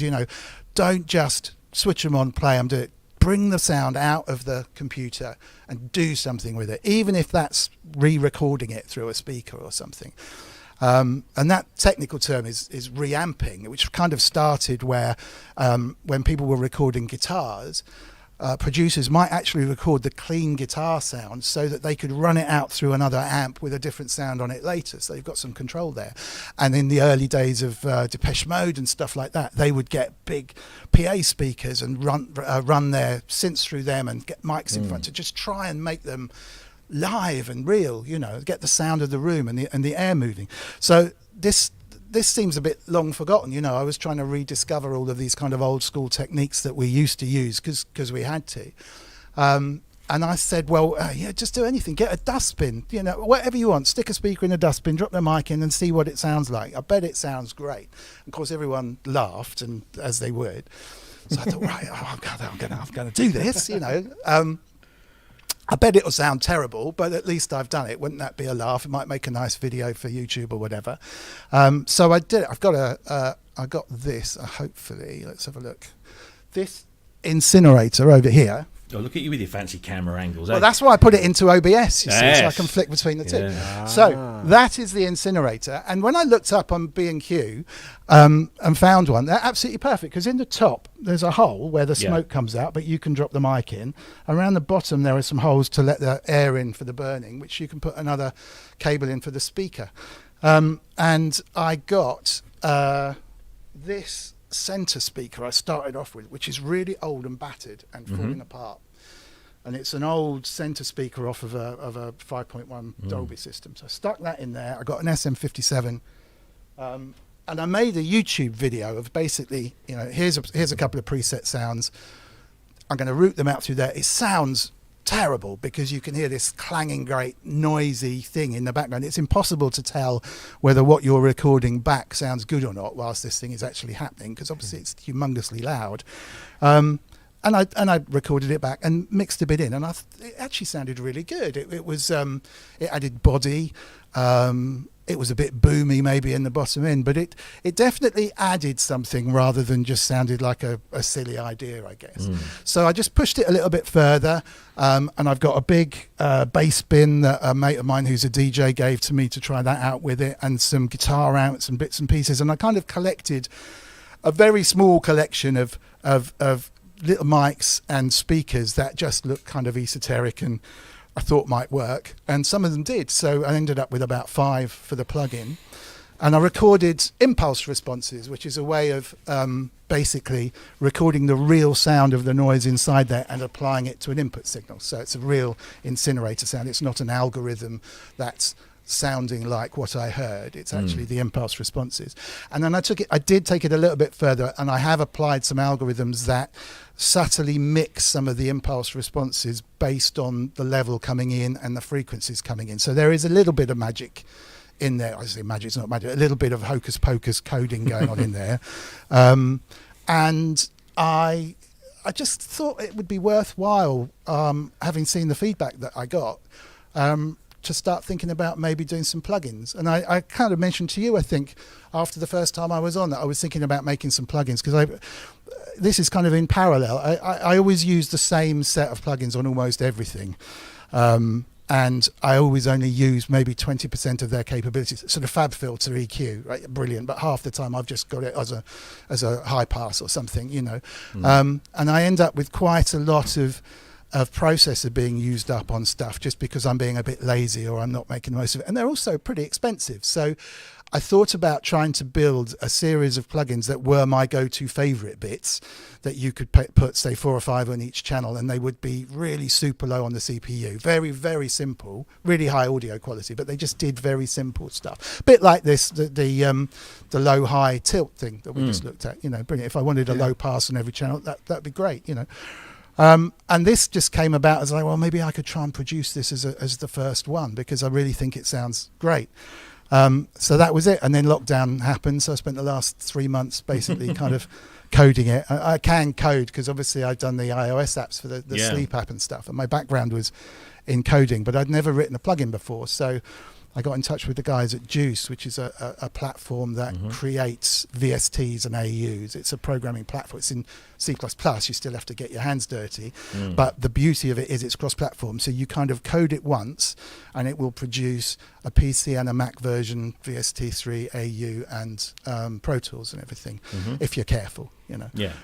And it's one of those things that is quite, it's on version 3 or 4 now, and it's been around a long time. It's quite adult, so it's not compromised in the way that some cross-platform things might be. You know, you're not losing that much by utilizing it as a platform. And so then that's how it came about. So we launched it. I say we. I'd like to pretend there's more than one. This is me and my humble PA assistant here that do the whole thing. A couple of weeks ago, and it's gone really, really well. And the really brilliant thing is it actually does sound good. I mean, it does. It was like a bonus at the beginning when I started working on presets, and you're coding and you're not really listening that much. You're getting all the code right, and then I brought it into the studio and I started doing the impulse responses and actually plugging the whole thing together and trying it out. I was like, whoa, this is really onto something. I was like to get to my wife, you know, come and have a listen to this. Look, I've made this, you know, and it's it's gone very really well. nice. So, yeah, exactly. Lovely. Yeah, really good. No, she's very, very enthusiastic. And yeah, so it's cool. And I'm finding that people are buying it and saying, I just tried that on some vocals, and it actually, it's thickened them up. It's given me exactly what I want to feel. Or, I stuck it on a kick drum or whatever, you know. Whereas my original idea was really synth sounds, lead sounds, you know, trying to take a preset and give it your little stamp of authority on it, you know. It's really kind of being, you know, working well with everything. So that's where we're at. My challenge now, I think, is to explain to people what it is as quickly as possible, because people are now downloading it and coming back to me like on Facebook or whatever and saying, I love it. What actually is it? And I'm like, it's an incinerator. And one guy, I have to look it up, he's Swedish, he said, I don't even know what an incinerator is. It's obviously showed him a picture and he goes, and he sent me the Swedish word for incinerator, which is about 30 syllables. It's the most he goes, what's that got to do with music? You know, and so I've realised now, having done 3 months, of course it's an incinerator. You know, that's a lovely little. It's a nice little thing to make it sort of stand out from the crowd as well. It's not just a USP. It's like it's a talking point. I now actually have to kind of ram that home really quickly and say, you know, it sounds great, but this is why, you know, it's quite unique in the way that this works. So shall we? Let's have a quick listen to your introductory video, because it has some examples, just so you know, people can. Hopefully, I've queued this up correctly. So let's take a look at the plugin itself. This on screen now is the Incinerator. Super simply laid out, hopefully really easy to use. The Mr. Wiggly mantra of plugin development is basically super high audio quality, low on CPU, low on cost, and really simple to use. And this is it. This orange section in the middle is where it all happens. You have a dry signal, which is your original sound going in, which you can add a wet signal, which is you're mixing in the level of the incineration going on. You have a type of incineration here, so you can flip between the amp and speakers that I've been using in the studio. You've got the standard incinerator, you've got a bass bin, you've got a guitar amp, you've got a ripped up kind of cardboard style amp, and you've got the bass bin stuck on top of the incinerator with someone sitting on it to stop it kind of clanging around, which is my personal favorite. Other parts of this plugin, you have a simple level in and level out adjustment, so you can do your gain staging here within the plugin. You don't have to worry about adding gain plugins before or after to make a nice kind of smooth level in and out of the plugin. There's also a delay and a reverb if you want to add sparkle to the sound. Quite simple, really high quality preset bass delay and reverb to save on the CPU if you don't want to go the whole hog and add dedicated delay or reverb plugins. However, I know the proof is really what it sounds like, so let's take a listen with a bunch of different sounds and see what you think. I'm going to use Logic to demonstrate the incinerator for now, but you can use anything that supports VST3 or AU for Mac and PC. So that's Ableton Live, Bitwig, Cubase, whatever you want. Pro Tools version is coming out soon, so keep your eyes peeled. Okay, here's Logic. I've just loaded in 5 quick loops from the Apple Loop library, nothing special whatsoever. There's a drum loop to kick things off. I've strapped the incinerator across it, but at the moment it's having absolutely no effect whatsoever because we've got the dry signal at the top, but the wet signal is on 0, the overdrive is on 0, and the reverb and the delay are both switched off. So this is a completely naked loop. This is what it sounds like. Now, if I turn up the overdrive a little bit, and then I gradually increase the wet signal, so we're mixing the wet incinerator in with this loop, you'll start to hear the incinerator have an effect.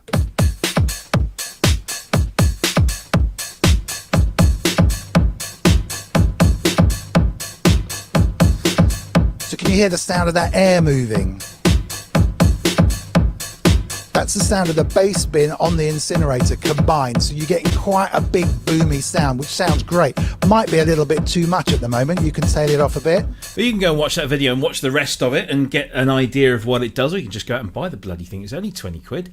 And it really does make a heck of a difference. I've applied it to whole bunches of things, drums, synth things, and it just, like you say, it gives it body.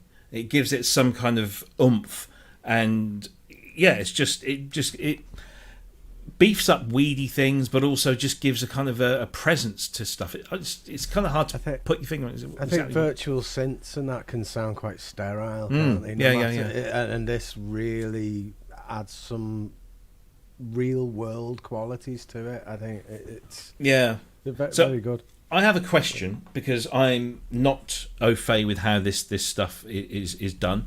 So you said the basis of the Incinerator plugin is impulse responses. So you recorded these impulse responses from the thing itself. How does one do that?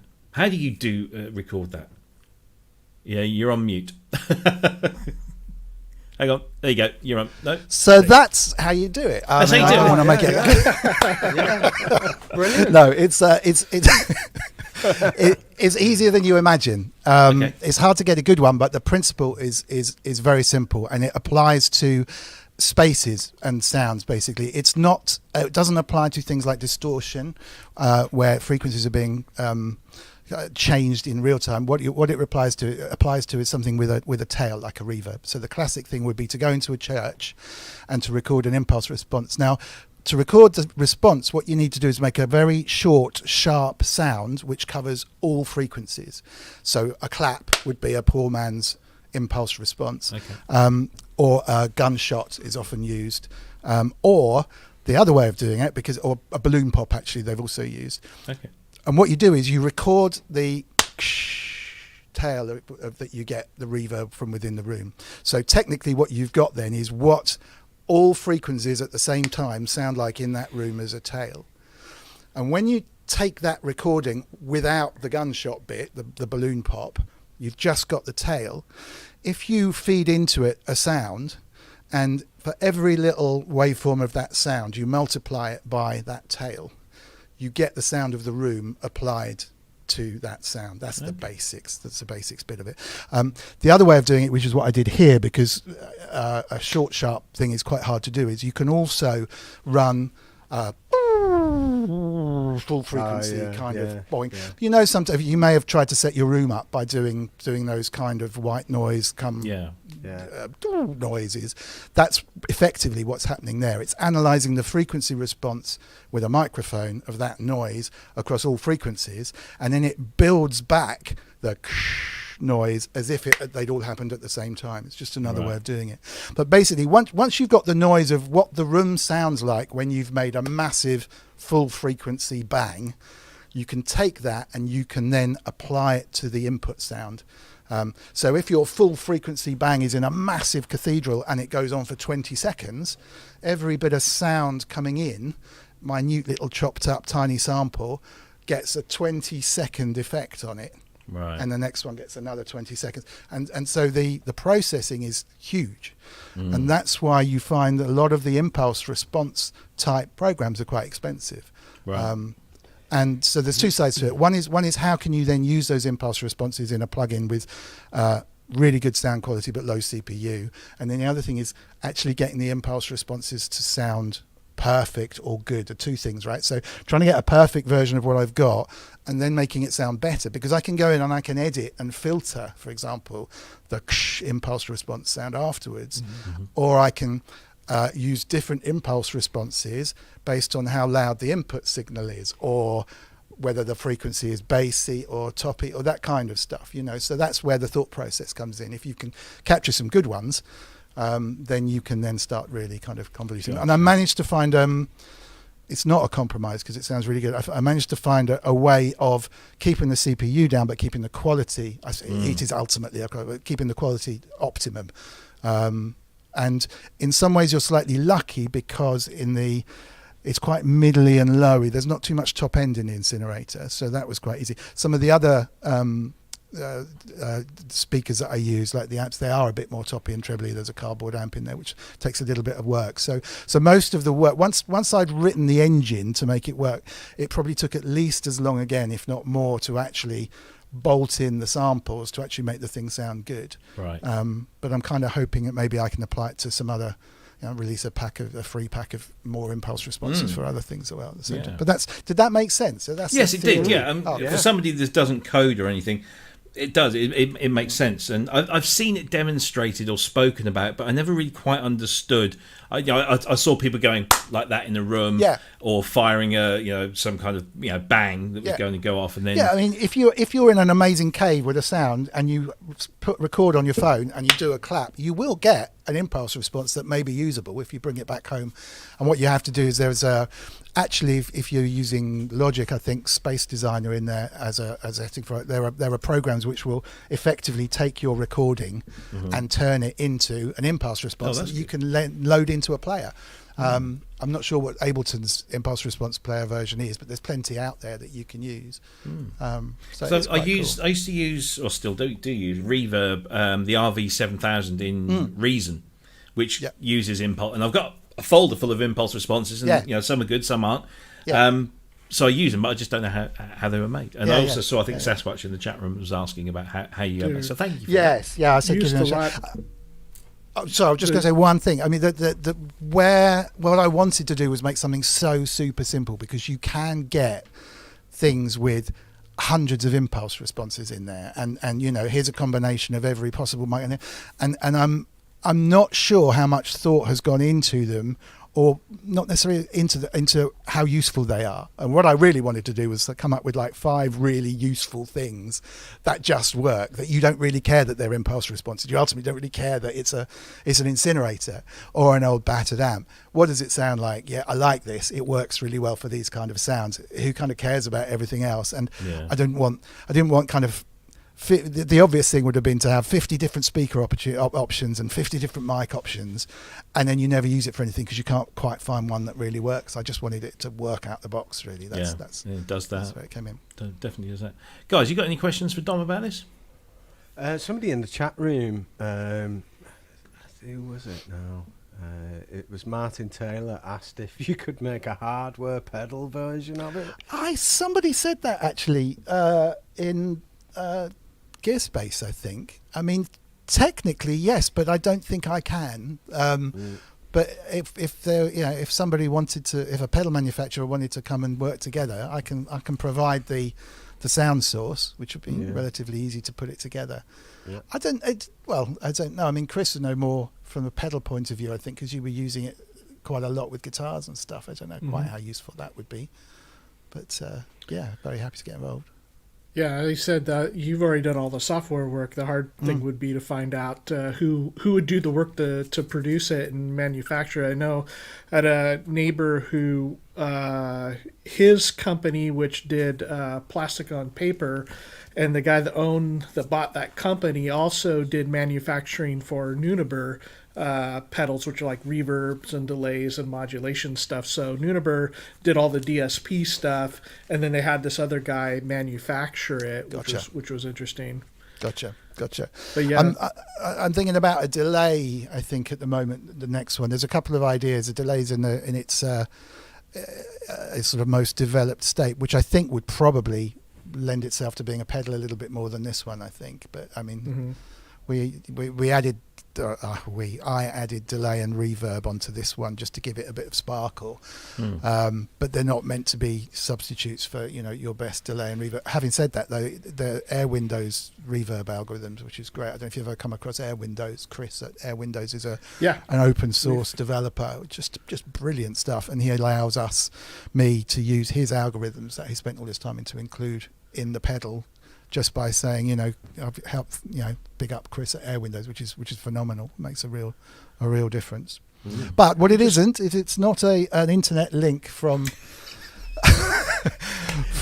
your door to my house and my incinerator behind me. So just to explain, Dom shared this with me the other day. He had one of his first customer complaints, and it was. Let's see if I get this right. So. It was on Reddit, which is obviously probably not the greatest of places to hang out for certain things, and you certainly get your trolls there. And I don't know whether he was being serious or not, but he assumed. I mean, he called you a bunch of names, which I shan't repeat, but he assumed that that this plugin would take your sound or my sound and feed it into an actual incinerator. And then send me back the based in the studio here. Yeah. I mean, fair dues. I said, I posted a little thing on Reddit saying, I did say, it's the sound of a real incinerator. Yes, you read that right. Come, give it a go. Whatever. But it's a bit like saying the Waves Abbey Road plate reverb. It's sent off to Abbey Road and then returned back. But he said. He said, F off, you lying piece of salesman. This VST does no such thing. This VST doesn't even route any audio via the internet at all, let alone via your incinerator. You have no talent or imagination, and you try to make up for it with marketing doublespeak. And it was like, okay. I mean, I did a nice long answer, and he deleted his post in the end. But he deleted it. Yeah. But I thought the reply was brilliant. I can read you the reply if you want. Go for it. Is that what you really understood from reading my post? Well, I suppose I could stream everyone's audio to a huge bank of dedicated incinerators in a massive soundproof warehouse, each equipped with a remote-controlled robotic system to change the speaker and mic positions based on how you set the controls, but sadly I didn't. I mean, each one would have to be individually soundproof so they didn't interfere with each other, and it really wouldn't scale well. I'd have to add more and more of them as the plugin sold, and with all the robotics and incinerators, it would be hard to make a profit with the plugin selling for £20. Also, I've only collected one each of the speakers too so far, so that's a problem for starters. Thinking about it, I'd also have to build some kind of conveyor belt to move the speakers around. It all sounds quite complicated and above my pay grade, to be honest. It might be easier to have a team of people working shifts, plugging things in whenever you change the preset, but then the latency might become an issue. Can I use your post in my advertising? I think it could go viral, and is way better than anything I could ever come up with. You've got to do that. You've got to. It was just hilarious. I was wetting myself when I was reading that. It was so funny. Yeah. Yes. Anyway, so thank you for featuring that. It's Yeah. it's I love it, and hopefully if people do want to give it a go, if people buy it, there isn't a demo at the moment. I didn't have time to do one. I am doing a demo, Okay. but if people buy it and they don't like it, I'm very happy to give them their money back. Obviously, it's just go for it. It's 20 quid. So. Yeah. So there you go, mrwiggly.co.uk, and you can hear Dom's demonstration, which is very thorough and detailed and gives you lots of examples. You can just buy it now there for $19.99. mrwiggly.co.uk, Incinerator. There we go. All done. Well done on that, and thank you. Thank you. It's great Thank you. fun. It's great fun. Right, let's talk about some other bits of news. Let's talk about this. This one's going to be dear to my heart a little bit. I've been watching this and been waiting for this, and then all of a sudden they sprung it on us. This is, now I don't know how to pronounce this, so I'm just going to say Xils Lab. If that's, I don't know, Xils, I don't know. Anyway, this is KaoX, which is a slightly odd name, but this is essentially a plugin based on the Yamaha GS1, which was the kind of the very first commercial FM synthesizer. Not many were made, and it came in this very ornate casing, which it has puzzled some people. They say, well, why is it all covered in wood then? Because everybody knows wood makes it sound better. But that's why it is. It's because it's based on the GS1, which is in this lovely kind of wood harpsichord type case. But it's not just a basic FM synthesizer with 8 operators. It is also it has analog synthesis in there. It has chaos oscillators going on in there. Lots of weird and wonderful things go. And I must say, it does sound rather nice. It's a little. I'm struggling a little to get my head around the control surface, but it looks, as you can see from that picture there, it's detailed. But it's just a little odd to kind of get my head around. So the GS1 wasn't like the DX7s and all of those kind of FM synths that followed, where you had algorithms with 6 operators in different combinations, different variation configurations. The GS1, the GS2, the CE20 and the CE25 used cross modulation. So you basically had pairs of operators, and in the GS1 you had 4 of these, so that's where you get your 8 operators from. And then they would cross-modulate each other. So you would have this operator, 2-operator unit. One was a carrier, the other one was a modulator, and then the output of that could then cross-modulate other pairs of these things. And that's kind of how it worked. My biggest disappointment with this so far is that I was hoping that I could get the full all the GS1 presets, because that's the other thing with the GS1. It was a preset synth. I was hoping that at the very least there would be a small bank of sounds in the bottom that just GS1 presets to satisfy my little FM fetish. But other than that, I mean, it's got a huge bank of sounds in here, and it does sound very, shall we say, unique. I was just trying to figure out what I've done with the video, but whilst I looked for the video, Cryss, Ben, have you had a go with this at all, or just watched the demo? I didn't know there was a video demo, so I've not seen that. Then I have listened to the audio demo, and I wasn't that keen. I don't. No? I'm not averse to a bit of FM. I'm not anti-FM like some people, but who's anti-FM? I don't know. It just wasn't. It didn't excite me in any way. It was a little bit like nasally, and I thought, not great, No. But I might feel different when I watch the video example. Well, keep talking. Yeah. I think the graphics are very nice. I love that they've resurrected this old classic. But I think, I don't know, it should have the same sound set in it at least, shouldn't it? Well, I think what they've done is they've instead of doing a complete replication, they've taken it as inspiration. And there are some sounds in there. There's I mean, obviously one of the most famous songs that the GS1 appeared on was Africa by Toto, and it's that kind of marimba type sound that appears in the track. Good sound, And there's a patch in here called Africarimba. It's clever, isn't it? Africarimba. Yeah. And it's a combination. Yeah. It's a combination of kind of a brassy, FM brassy sound and that marimba sound, and it does sound very, very nice. Now, I was going to have this up and running so I could maybe give you a demonstration of that, but given the technical issues we had beforehand, I daren't start anything up that isn't related to the broadcast, and so I'm not going to do that. But I do have the video here, so let's just bring this up and let's let everyone listen to this. Bring that there, and we can hit play.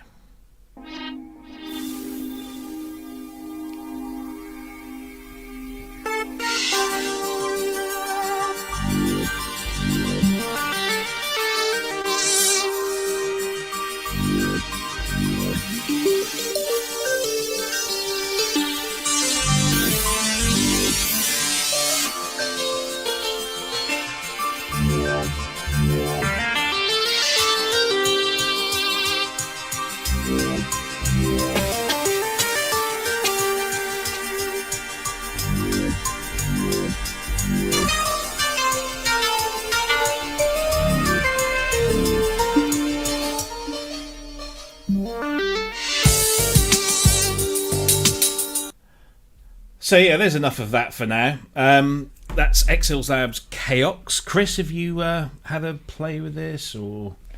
Yeah, not really my thing. No, not your thing. No. Yeah.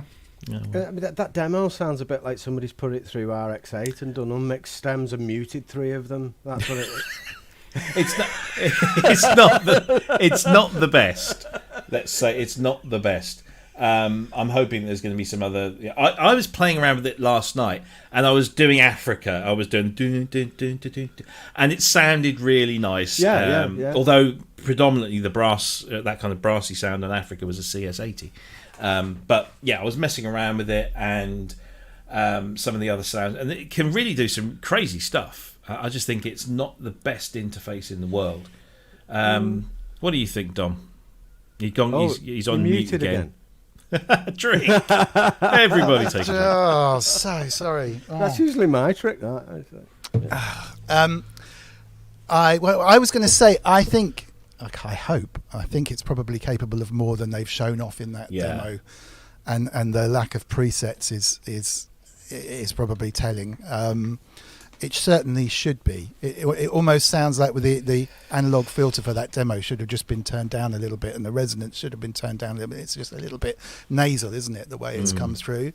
So I kind of hope I'm going to give it a try. I didn't get a chance to download it earlier, but I like the idea of synths that take things a bit further. So the idea of calling it an analog filter isn't quite right anyway, but bringing some analog style filtering on top of FM synths and all that should on paper make it quite an interesting sounding thing. So it's definitely not worth negating on the basis of that demo, I would say. But if it really is that, then it kind of maybe a version 2 should be in the offing with a little bit less nasal sounding. I don't know what's causing that, but I was flicking through the presets last night, and there's a lot of stuff that isn't nasally, and it does sound really, really nice, and some stuff that's just like crazy. It's just like wild things going on. I'd say I haven't really mastered the interface. I've only got the demo just the other day and was messing around with that. And I would just like to point out that this isn't a paid sponsorship by any stretch of the imagination. Somebody implied on the Facebook page the other day. But yeah, it's. I was kind of hoping for more authenticity, but I think what they've done here is just taken it, used it as a basis, an inspiration, and then just kind of gone off on a wild thing there. I think it's definitely got potential, hasn't it? But what we're seeing so far isn't what we were hoping for. I think like maybe spending time with it, you might be able to coax that out of it. And I'd say I was hoping. I mean, I'm just trying to see if we've got some. There is actually. I'm going to pull this out here. And I might be really shooting myself in the foot, but I've just found a demo of it that is by an independent party. So it might have, and it's one of these no talking videos. Good. So it might have something, and then again, it might not. So let's just try this here. Started too soon there. Story of my life. let's do that. Here we go. Right. No, I've done the wrong thing there. It was all going so well after that, the shaky start, and I've kind of lost it again. Right. So we choose that. Share the What I think audio. I'd like to see is actually, as far as rare Yamahas, would be not the GS one, but the GX one would be a great one to see. There's some good plug-in samples of done. that in VSM, GeForce's VSM. Some nice GX1 stuff in there, but obviously not the gamut of stuff we'd expect. So here we go. So this is Simon the Grec on his official producer channel. That's his words, not mine. And we've got a whole bunch of sounds here. So we'll skip through some of these, see what it sounds like here.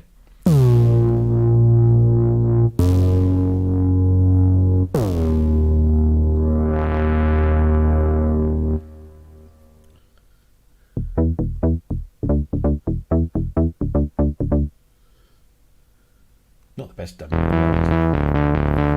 Let's try some ups.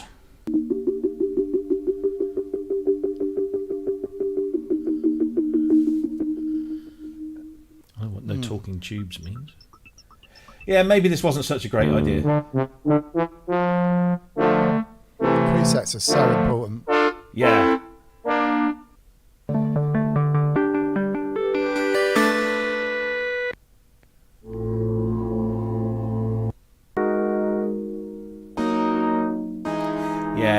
This isn't really doing it for me. So if you want to have a listen to that, this is the guy's video here. It's just search Xils Labs KaoX Simon Le Grec for that lengthy demo there. But we'll stop with that. It looks a little bit like an 18th century Matrix brute as well, doesn't it? It does.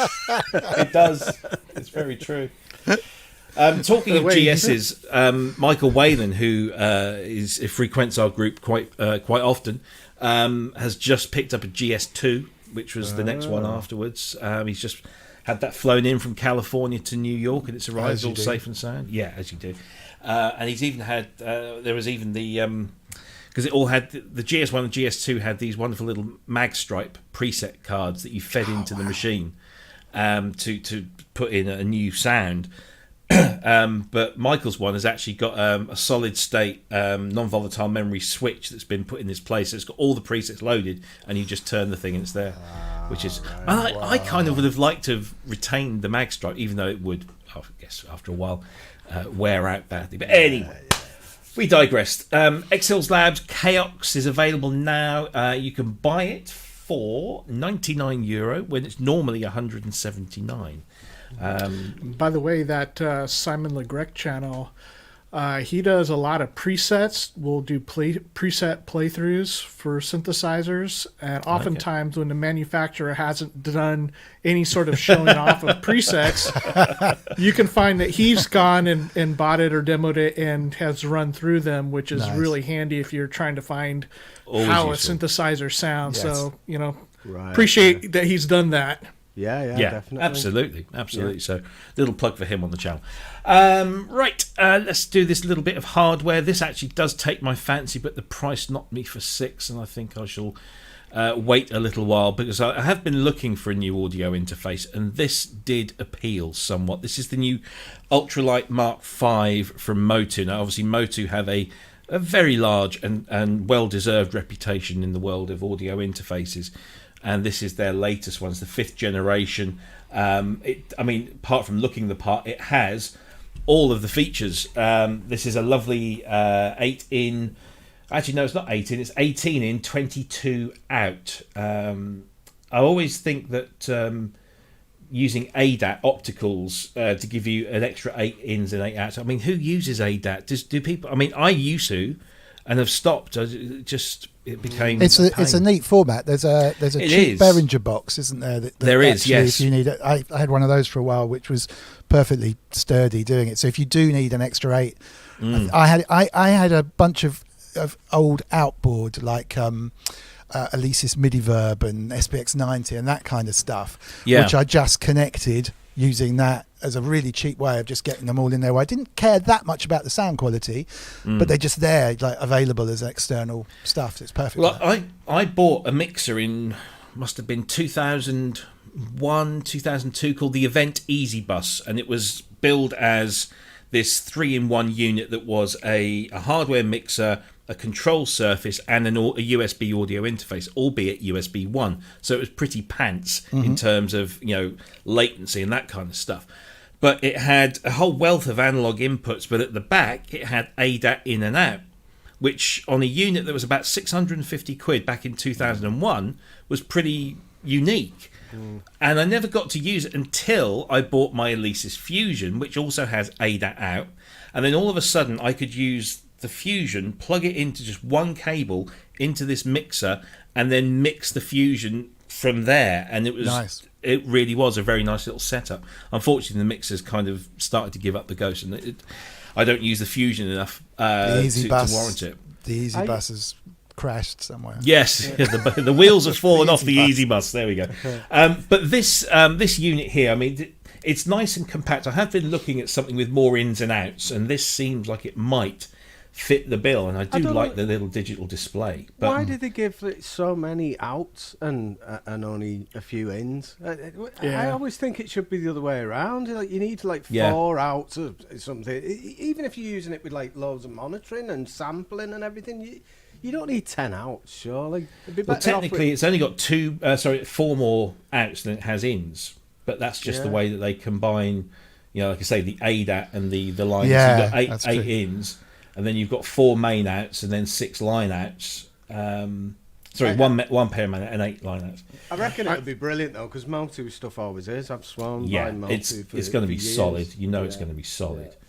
But it is about $599 for one of these, and you are paying for some really good kit here, and the round trip latency on this is 2.4 milliseconds. That's round trip. Decent, so, you can plug it into an iPad. And you can plug it into an iPad, exactly. So it's very, very versatile, and it should be at that price. Yeah. So I don't know if anybody else in the market for a new interface. I'm not, but I really want one. Just do you know what I mean? It just looks great. I mean, it's a proper grown-up interface in a mobile portable package, isn't it? Yeah. And it's I mean, I think if they put it in a nice rack mount with a wider display, you'd probably pay $599 without thinking about it if it was a colour display. And it makes no difference that it's that small. I think it's a really nice little unit. And you're right, MOTU. I switched over to the Burl only because it's obviously kind of another league up with the inputs. But I've had MOTU for ages and ages, and it just was really, really solid. And this looks like the nuts, really. And it looks like it's bulletproof, doesn't it? It has that kind of build quality, doesn't it? Yeah. But very nice. And it does. There is a half rack mounting kit. Look at that. And you can stick 2 together. Or get 2 together, totally. I'll just buy a couple of those. But it does look. It looks the dog's leathery bits, and the quality of the components and the performance just look fantastic. Exactly what you'd expect from something of this pedigree. Have they got any way of you can rack 2 together? Have they got any way of 2 working in unison, or you've got to create an aggregate device? Because that'd be great if they just worked as one device. So connect them like an interconnect, and then it doesn't mention. I don't think so. Yeah. As an interface or mixer, provides 8 ins and 22 for a total of 40 simultaneous independent I/O channels. Doesn't mention anything about daisy chaining or anything like that. But like you say, if you can very easily create an aggregate device. Yeah, probably. I don't know how can you do something like that in Windows now, because it never used to be able to. Is there a Maybe way with your voice meter banana. Well, yeah, of course, yeah. But that's one thing I love about the Mac audio system is that aggregate interface. I used to have 2 or 3 and just put them all together, and it was very very simple. It'd be nice to see another version of this that's kind of like the Clara 8 Pre, where it is the full one rack space, but with more physical inputs. Absolutely, or almost like a daughter version of it that you can rack alongside it that gives you those. Yeah. That'd be neat if you want the extra I/O. The that does it. Octoprix thing. Yeah. But I guess for the price, it's and the size, it's clearly aimed at people on the move, I think. Yeah. I mean, something like that might be useful for me, especially with going out live again soon. That something like that, rack mountable as well. It have loads of benefits, being able to send things out to different channels.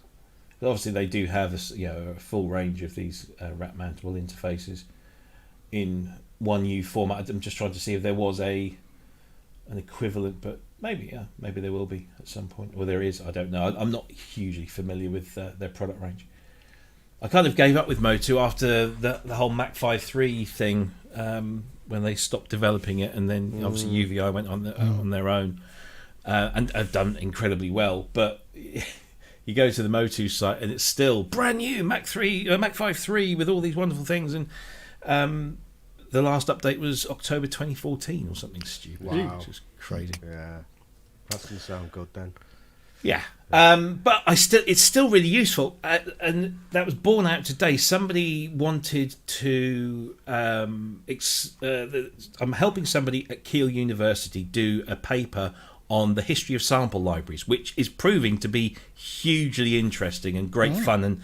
And we're planning podcasts and seminars and all sorts of things. But we were trying to inspect the contents of an Akai format CD, and she doesn't have an Akai sampler. So she copied the disc and sent me the ISO file. And I've got the S6000, but I have to power it up. I have to power up the SCSI CD drive, put it in. With Mk5 3, it reads them natively just like that. And so I just mounted the ISO image, and it sees it straight away. And you can play it. It was straight away with. I'd love to get involved with that, because I made that CD and I did all the formatting on that Really? stuff. We used to distribute the Akai sound library, and we produced all their CDs. It's an ISO image of a hard disk file. Yeah. So if you saved them all, that's it, and burnt onto a CD-ROM. So I've got all that stuff. Yeah, I'd be really interested, because I've got a whole bunch of info on the Akai side for that. we need to speak then. I need to put you in touch. Yeah, I'd love to get So involved. one question I have for you, because she asked this and I couldn't answer it.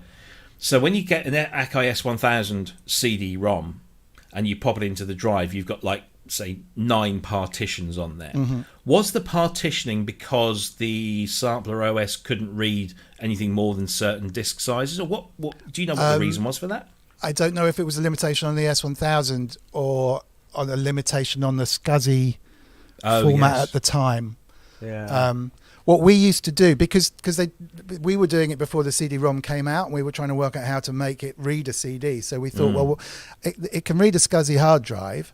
What would happen is if we just took an image of the SCSI hard drive, burnt it onto a CD-ROM, and plugged that in on the SCSI drive, and it worked. I suppose it would do, really. But then it was like, yes, it's working, And that's how the format derived. It's literally whatever the SCSI format disk that it would support. I'd have to check on my notes from years ago whether it was a limitation on that. It's more likely to probably been a limitation on SCSI under Windows or something that they just followed on. Because I've got SCSI to SD on my S6000 here, and all that partitioning's out the window now. You can just put anything where you want. Because it was FAT32 file format. Yeah, so I think it came originally because it was done on Windows that limited it. Right.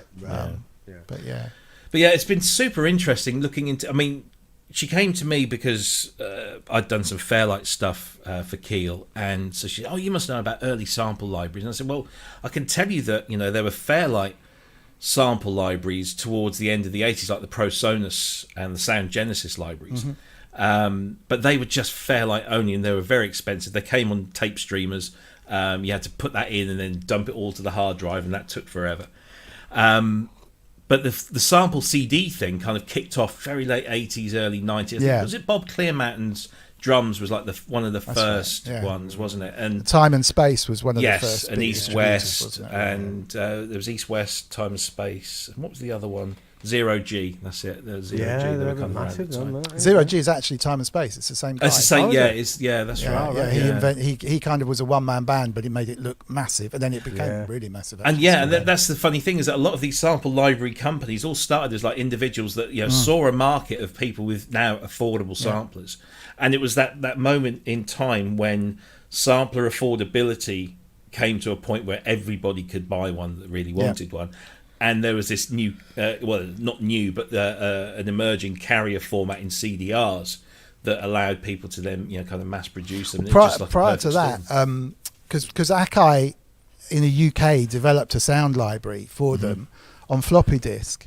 So they had people like Ian Boddy, the amazing modular guy, did this amazing kind of sound library, but it was kind of stuck in. They had an office at Heathrow, and I was sponsored by them at the time because I came in to start helping them out with their samplers and stuff. And they said, well, we've got this sample library, but can you think of a way of distributing it? This was before CDs came out.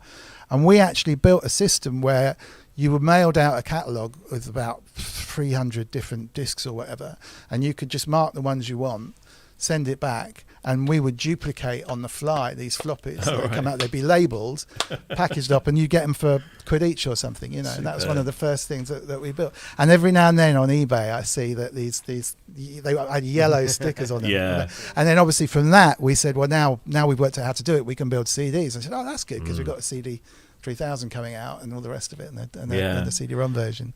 But of course, the first CD-ROM library was Universe of Sound, wasn't it? The OMI library for the Emulator 2, which was about 86, I think. Yeah. Because they built the CD-ROM drive as well. The CDS3 was an OMI drive, and it was like a tank, and then they supplied this library, which I think had previously come on 5.25 floppy.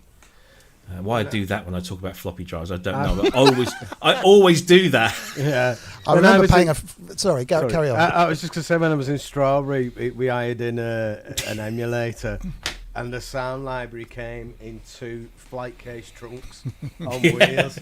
And it was only when I had that 256 gig SD card, I thought that there must be 500 or more of those case trolleys on this SD card now. Wow. There must be, because they'd be like, what were they, like 512k each or something, the discs? Yeah. The floppies, the 3.5 inch was 720 or 1.44 towards it. The HD ones, I remember buying, I spent a fortune on a magneto optical drive. Yeah, I've got one of those in the downstairs. I think it cost me $2,500, I think. Wow. Yeah. And but it literally changed my life because I had a rack of there was an S1000, S1100, CD 3000. I mean, there's probably 5 or 6 of these samplers. All my work was pretty much sampling stuff. They were all full of 8 meg boards and stuff. And so at the end of every session, I'd have to save out to floppy. It would take me ages, and I'd literally end up with a stack like that. And at one point, I actually dreamt, I think it was doing a Tribe Called Quest thing. I was so worried that one would come back wrong because all the guys' vocals were all over these floppies, that I got into this weird fevery dream where I imagined I was asleep I was surrounded by floppy disks, and I couldn't move because if I rolled over onto one, it might snap. And at this stage, I just thought, I can't go on. I can't go on. I'm going to have to buy this magneto drive. And it changed my life, obviously. Yeah. But yeah, $2,500 for a 650 meg magneto optical drive. And then I just had to buy the cartridges to go in it. So I picked up a magneto optical drive with some MO discs for an Emacs recently, but I haven't powered it up yet to see if it works. But I also picked up a couple of individual Panasonic drives, again off eBay for like next to nothing to use with a Fairlight, because I've got a whole bunch of Fairlight MO stuff, which again I haven't thing. I was just picking out the old floppy disk. Have you seen that meme that's going around saying, "Hey, look, somebody's 3D printed the save icon"? Which I thought was good. Very good. Just want to say that I'm glad I was a guitarist during the age of scuzzies and floppies. Oh yeah, it was a nightmare. It's funny how our habits have changed though, working, isn't it? Like Dom used to do all that, saving each individual machine off to a floppy and several floppies for one sampler because the internal memory wouldn't fit on one. And I sometimes won't use my S6000 because I can't be bothered saving the multi when I finished, and that's just to an SD card. It's different when you've got a room full of serious rappers. Yeah. I spent this afternoon in between doing something on my day job, doing this whole conversion process on the S6000. So SCSI CD-ROM using Axis. So I'd even fired up the Windows XP VM using Axis to copy the CD-ROM partition to the memory, and then the memory saved it to the PC. And then once I converted it all, it was all stick it on the SD card, and then now I could just pull it up. Yeah. But it takes a while to get there. Yeah. Anyway, hard drives. Yes, Simon in the chat room says I was talking about my MO drive. So I've got to say big thanks to Simon, because he took both of my Emacs 2s and has created a monster from them both, because one was a 1 meg machine, the other one was an 8 meg machine, but the 8 meg machine was dead and the 1 meg machine wasn't, and so he's managed to finagle that into a fully operating Emacs 2 with all the bells and the whistles, and now we've just got to decide what we're going to do with the other one.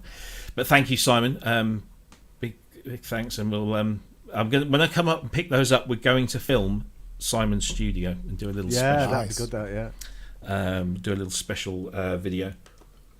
You drop my Emacs about that as well. Yeah, I can always drop pass it, because you're not really on the way. Excuse me. Right. Still one more news story, because we're now officially kind of at the 2-hour mark. I think it's 2 hours and 5 minutes. This is an interesting one that kind of popped up last minute, so we've got to really cover this. This is the new offering from Cherry Audio, which is interesting because it is the VM2500 collection, which they have done in collaboration with MRB, and it is a whole collection of let's bring up this page here, 2500 modules from a blank panel all the way through envelope generators, oscillators, mod amps, filter amps, random voltage generators, oscilloscopes, reverbs, etc., all done in classic kind of ARP 2500 style, and a bunch of presets all thrown in, and this all works in the voltage modular format. So you get the voltage modular kind of rack, and then you buy these as a bundle and throw them in to that. Let's find the demo audio, and then we'll have a quick chat about this. Where did that go? There it is. So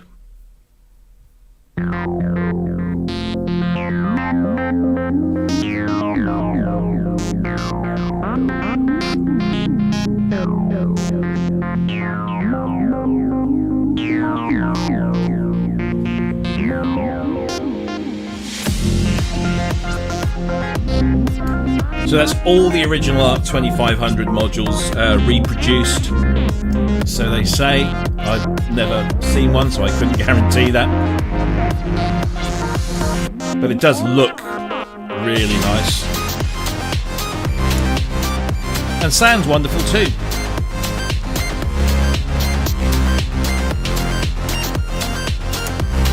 So, what are our thoughts on this one, Christopher? Yeah, so I mixed feelings. I really like the idea of this. Doing the 2500 is great. Their price points are great. The thing that always kills me with them, and I thought their last one, the 8 voice, was the best one they had done by far. It was good. It's not quite OBE good, but it was a solid sounding synthesizer. Unfortunately, there's not only that 1 minute clip. I think they're going to be doing a live stream or something today with it, so it'll be good to hear more of it. But my main complaint is just the audio quality on their plugins. There's something that's lacking. The filters aren't that great. So for me, I'll probably pass on it. I like the idea. I'm glad they're doing inexpensive plugins, but I think they still got to work on some of their audio engine stuff. They kind of feel like their plugins to me feel like a lot like the Xenology stuff, where it's just not quite the fidelity of something that's component modeled. So we'll see. I hope I'm wrong on this, and that it'll sound really great, and I'll end up buying it or something. But I guess I'll just wait to see. But I don't know if there's another. Is there an ARP 2500 plugin anywhere? I don't know. Dom, what do you think about this one? Well, the 2500 turned into the 2600, didn't it? I think so. Yeah. So the 2500 was totally modular, and it didn't do that well. I think there was like 100 or so of them, and so they decided to use the best bits and turn it into the 2600. That's about the limit of my knowledge. So whether there was a massive change in sound between the 2500 modular, or they literally just took them and kind of connected them all together. But I would assume you're pretty close on the 2600 compared to the 2500 in terms of sound and functionality and so forth. So that said, I'm not quite sure why. I'd like to have a listen to this. Unfortunately, GeForce have kind of set the bar now for everything like this. So it's on a scale of 0 to the OBE now that things tend to be judged. And yes, it's not. I mean, what's the OBE now? 150 quid. So that's an expensive plugin. This is 50 quid or less than that, $50. I think at this stage, though, there is so much stuff out there that people do judge vastly on sonic quality now. Yes. It's like, oh, it's cheaper and it doesn't sound as good, so that's okay. It just doesn't figure anymore. Particularly with software. I think with hardware, obviously, if you're going to spend £3,000 on a Moog One compared to $100 on a Volca, then clearly there's a huge difference in component and quality. With software, I think it's viewed differently, and probably should be as well. Because an algorithm's an algorithm.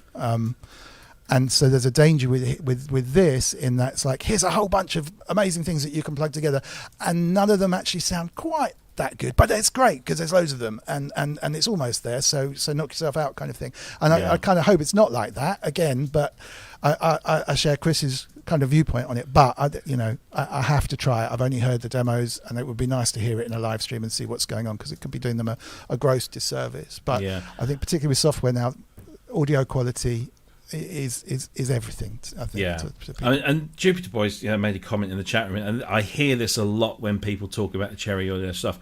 Doing great, not the best sounding, but still great value for money. So I think people are happy to trade off. You compare the price of OBE to the Cherry Audio 8 voice. It's not a gulf, but it's a big price difference.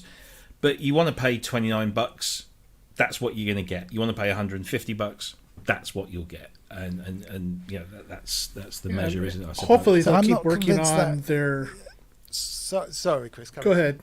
I was just going to say that I'm not sure that cuts it anymore now. Having programmed one, I think I don't think that GeForce have any more coders than they probably do at Cherry. I don't think the balance is there anymore. And so there's less of an excuse to put stuff out. An algorithm is an algorithm. You can be an absolute genius coming up with, say, reverb algorithms, for example, that you have to be an Einstein to come up with these clever things. You don't have to be an absolute genius to come up with an oscillator anymore, because there's very tried and tested ways of doing this stuff. Yeah. And clearly GeForce have gone an extra mile and are doing something pretty clever under. So we that remains. That's the Adele version of whatever it is in terms of the way things are running. But I don't think there's an excuse anymore. But sorry, Chris, I interrupted you. Oh no, I mean, hopefully they'll keep working on that, because there's definitely some progress to be made as far as the audio quality, and if they could increase the audio quality a bit and still keep that price point, that'd be great. I mean, they've been having like just a rash of releases. It seems like every month almost. They could probably slow that down and spend some time. I imagine OBE took quite a long time to code. So, instead of a new plugin every month, which again suggests to me that they're maybe using more of like a Xenology approach, where you're just taking kind of generic modules and putting them together. They did do some cool things on this. In fact, they model, or they whatever they did, they made the plugins or modules within the plugin of every single 2500 module. And then they also said that they had done some that I guess they had thought about, that ARP had thought about making but never manufactured. And so they've gone and put that into this, which is really great. And GeForce is, along with other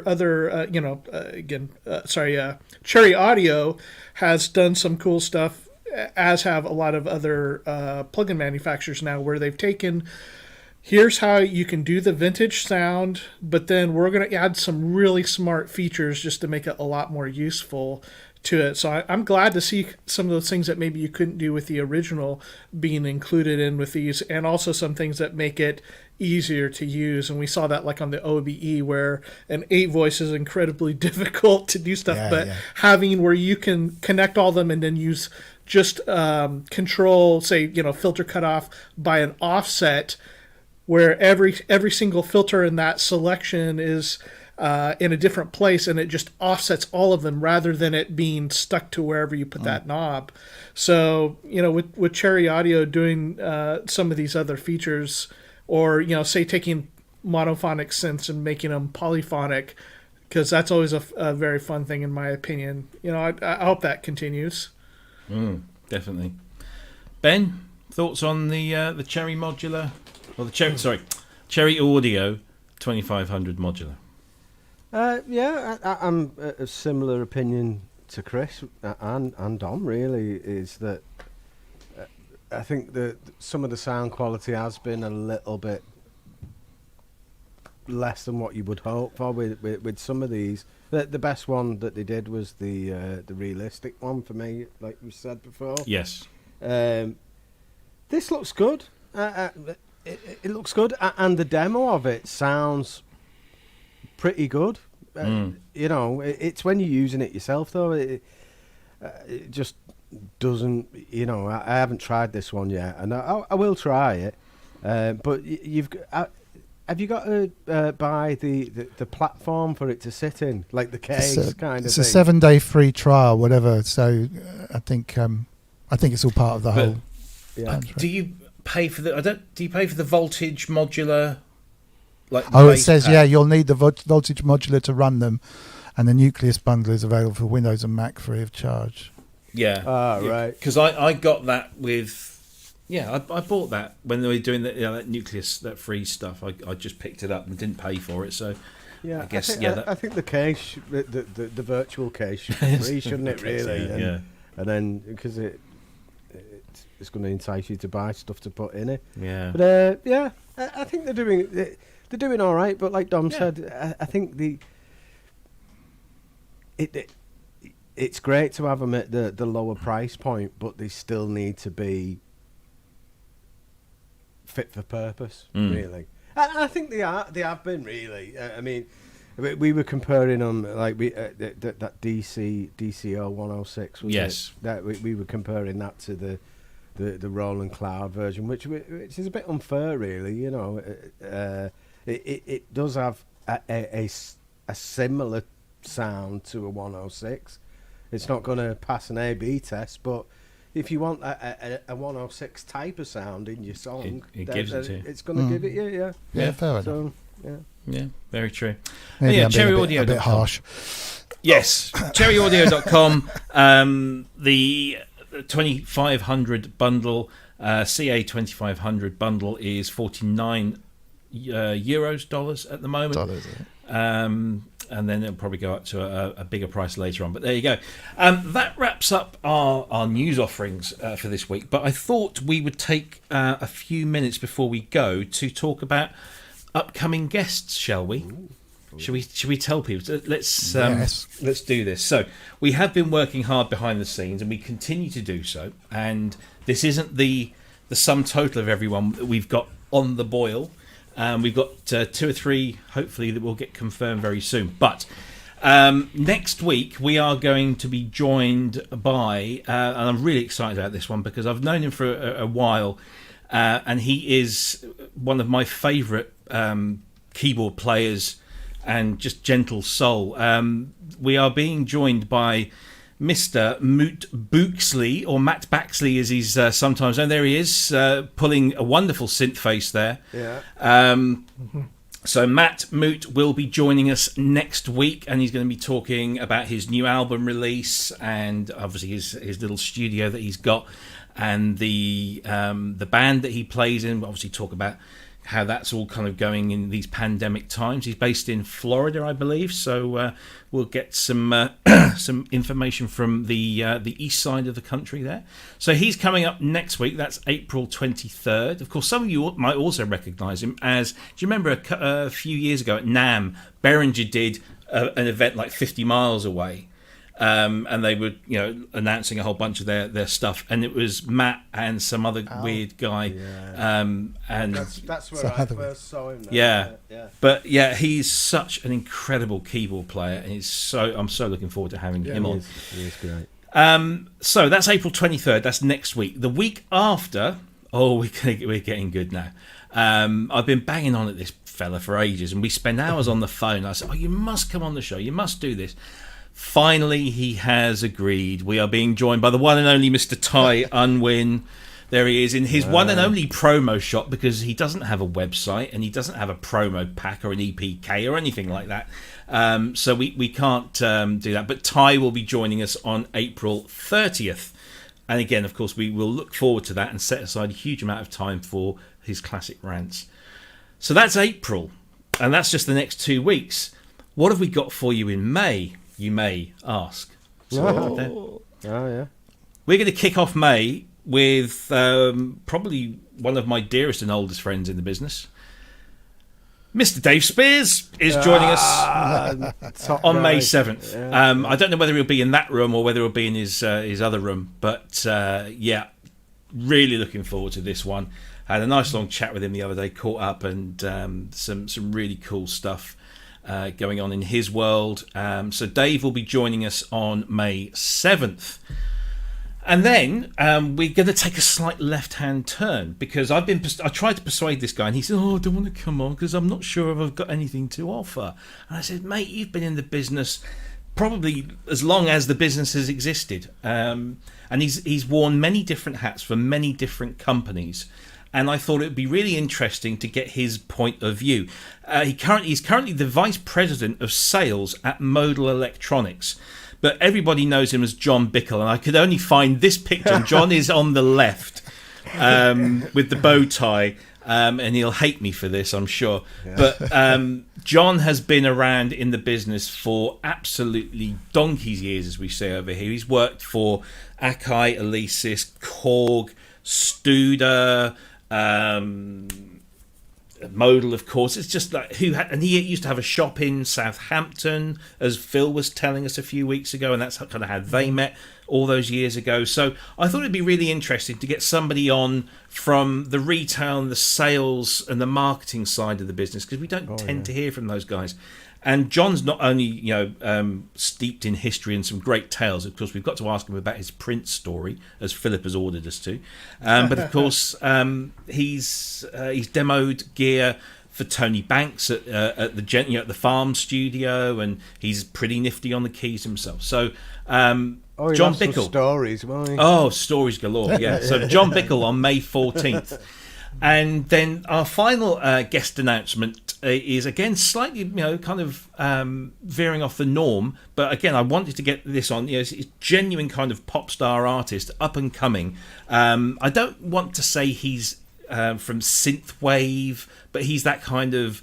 But he's one of the better ones, because he writes his own stuff, he sings it all, he shoots incredible videos. We will be joined on May 21st by Mr. Michael Oakley. Who, go and Google him, because he's done some incredible stuff. He's a lovely guy from Glasgow who now lives in North America and is making a big name for himself. He's signed to the new Retro Wave label. He's released 2 or 3 albums. His new single came out just the other day. I don't want to play it because I'm sure we'll get copyright struck for it. But I've just wanted to kind of play you the clip from a video he made a few years ago. I'm going to keep the audio off this, because again we will get slammed, I'm sure. Let's see, there we go.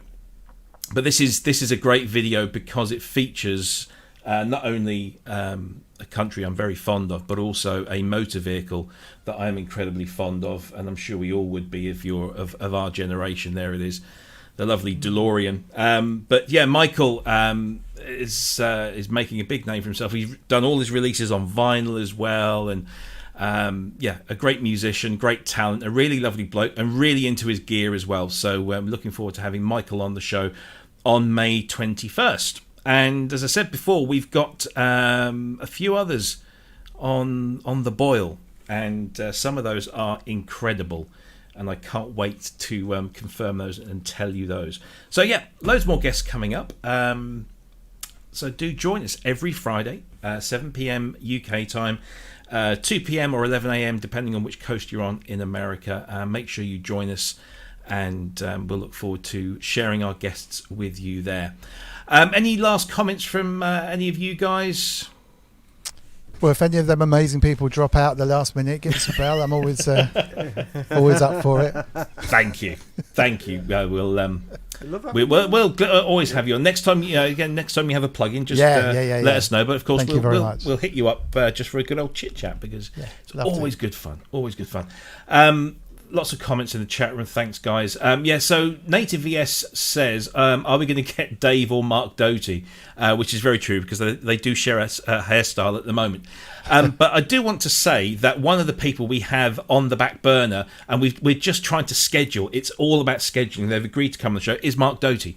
So I really can't wait to get him on, because he's such a character and really knows his stuff. So Mark will be on the show at some point. And we're also going to try and get Manny Fernandez on. But of course, Manny, again, has a day job. And when we do this, it is in his time, it's the same time as Chris. So, he's busy at work. But one day he will get some time off, and we'll get him on as well. And I can't say any more than that. Oh, God, I really want to tell them who we've got, because we've got some great names. Oh, yeah. But, yeah. Just looking at that Wagyu comment there, he's on about Don't. He says 3 hours of arguing about polyphony. Yes, yeah. we shall not mention paraphony at all during those. Anyway, yeah, so loads of great people coming up. So do stick around and subscribe. Like the channel and subscribe to it. Hit the notifications bell to make sure you get informed of when we're going on air. So next week we will have Matt Baxley joining us. So really looking forward to that. In the meantime, Dom, what have you got planned? Anything exciting coming up in your world?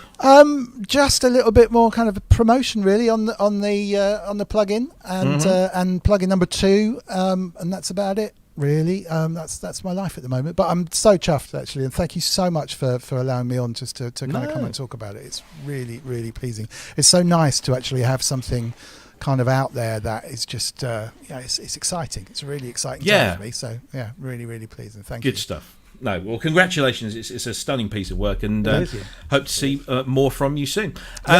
Ben, you still preparing for because now we can start to gather outside in pubs and stuff? It's getting a bit scary now. I'm about halfway through just creating all the set, and it's a massive undertaking. It's so huge, because we're starting again from scratch. We're taking what was a pretty successful show and rebuilding it completely again, because we have to. So that's been quite tricky. I've just recently upgraded to the version 7 of the Arturia collection. Oh yeah, 8. 8 is it? Yeah. 8, yeah. I had the other one, and I spotted the option of getting it in 4 installments, so I went for it. But I still think it's a ridiculous upgrade price, but I did want to upgrade, so I've got those now, so I'm going to get to grips with some of them as well while I'm doing these tracks. But yeah, busy, cool musically busy all the time. Good, glad to hear it. How about you, Chris? Have you fixed that 2600 yet? It looks like he's got a price tag on it there. He's selling it. Price tag. That's this lovely thing. Oh, look at that. Right. So here's Look, like I mutual got this buy from a size. distance. Yeah. Yeah, this is fantastic sounding. I've had a number of these that I've bought broken and fixed them, so this was the same thing. This one was in such incredible condition, and it has the original box too, believe it or not. Wow. But I haven't had time to work on the 2600 this week. I've just got to do some dirty work of I've got the service manual, and I got to look at the schematics and find out which need, because I got to replace all the tantalums and the electrolytics.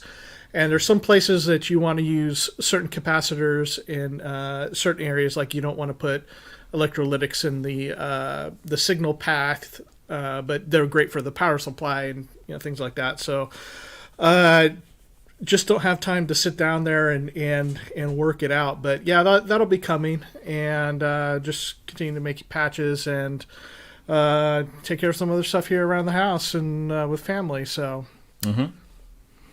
Good. Excellent stuff. Right. Okay. Well, What about you? Me, I'm editing podcasts. I did a podcast interview last week, which I've got to edit, and I was creating. I don't know if I mentioned this last week. I took one of my written articles that I did. I did it for Sounds magazine. Do you remember Sounds? Yeah.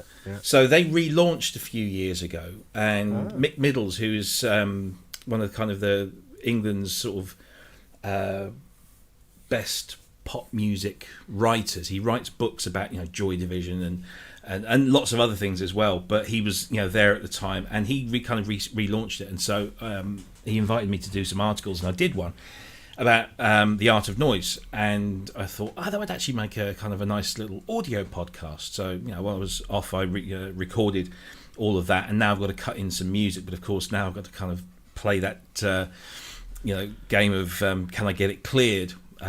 So fortunately, Art of Noise are apparently reissuing their first album, Who's Afraid, for Record Store Day. So I know the guy that manages their catalogue now, and so I'm going to see if I can tie it in with that. So a little bit of wheeling and dealing, shall we say. Nice. And sound library investigate or sample library investigation for my friend's project, so that'll be fun. Well, definitely give me a shout for that. I had a review in Sounds once. I did a gig with Marilyn at the Hippodrome back when it was a venue. I had a really good review in Melody Maker, but the Sounds review, the headline was "Worst gig ever, it's official." Oh. Yes, I always love the fact that Sounds magazine regularly voted Mark King of Level 42 as the best bass player in the world, when Sounds was actually kind of more of a metal type, a rock type thing, and they always voted this kind of pop star as their favourite bassist. But we had another one with a band I signed to Warner's with, and it said, weirdest, I don't know who wrote it. It said the singer was but our singer had a keyboard in front of him, and so I was like a second keyboard player with me. He said the singer was somewhat obscured by the size of his organ in front of him. That was a Sounds review. We had a review once. I was in a band called Garbo Talks, and I'm not sure if it was actually an ME, just in one of those little gig reviews that they had. It said, I don't know what it was in actually, but it said somebody told me that Garbo Talks was shit. Go and see them because they might have been wrong. I don't know whether it was a complimentary review. I think that sounds kind of nice, doesn't it? Could have been a lot worse. Yeah. You mentioned Marilyn. You just reminded me. I saw Marilyn because I don't know if he still lives in Bury St Edmunds, which is only about 25 miles up the road. It just moved, actually. Because down there. It's just sold his house, I think. Yeah, he's doing really well. Actually, I'm really honestly. He went through some really tough times. I seem to have this effect on most of the people that I play keyboards for at some stage or the other. But hopefully, it's not me. He had some really tough times, and he's pulled it right back. He's really super fit. He looks great.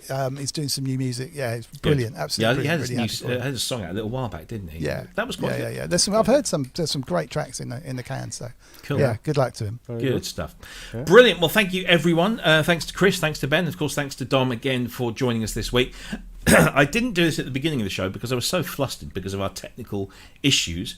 So I want to get these in there now. So if you want us to make a donation to the Synth Network channel, because this is completely voluntary, we don't make any money from it. If you want to help us stay on the air, all donations are welcome, and thank you in advance if you do, and thanks to everyone that's done so far. I'm always surprised because every month we get some emails from the PayPal donation account that people are actually set up regular payments, which I think is it's brilliant because we can be shit next week, but they still don't care. They've got that much faith in us. So thank you to all of those of you that do that. And to all the donations that are made to us, we appreciate them. That's the address. It's also in the description down underneath this video on YouTube. You can join us, of course, on places like Instagram and Twitter and, of course, Facebook, where we have the group. So please do join us there. And, of course, here on YouTube as well. If you need to get in touch with us, you can email us info@prosynthnetwork.com. And if you want to go and buy Dom's plugin Incinerator, it is mrwiggly.co.uk. So please go and visit that to pick up that. And that just about wraps everything up for us this week. Thank you for joining us. Thanks to everyone that joined at 7 o'clock and stuck around for 15 minutes while we sorted. While my computer sorted itself out. We got there in the end, and we've got a show in the can. And I'm probably going to get slaughtered by the wife now because they're all waiting for me downstairs to watch Falcon and Winter Soldier. There's a new episode out. There's a new episode, and so the instructions, they have to wait for me to finish, and of course we've massively overrun because of the delay. So yes, I'm not going to be very popular. But anyway, we'll be back same time, same place next week, and of course with Matt Baxley as our guest. Thanks for joining us, everyone. Take greatest of care. Bye bye.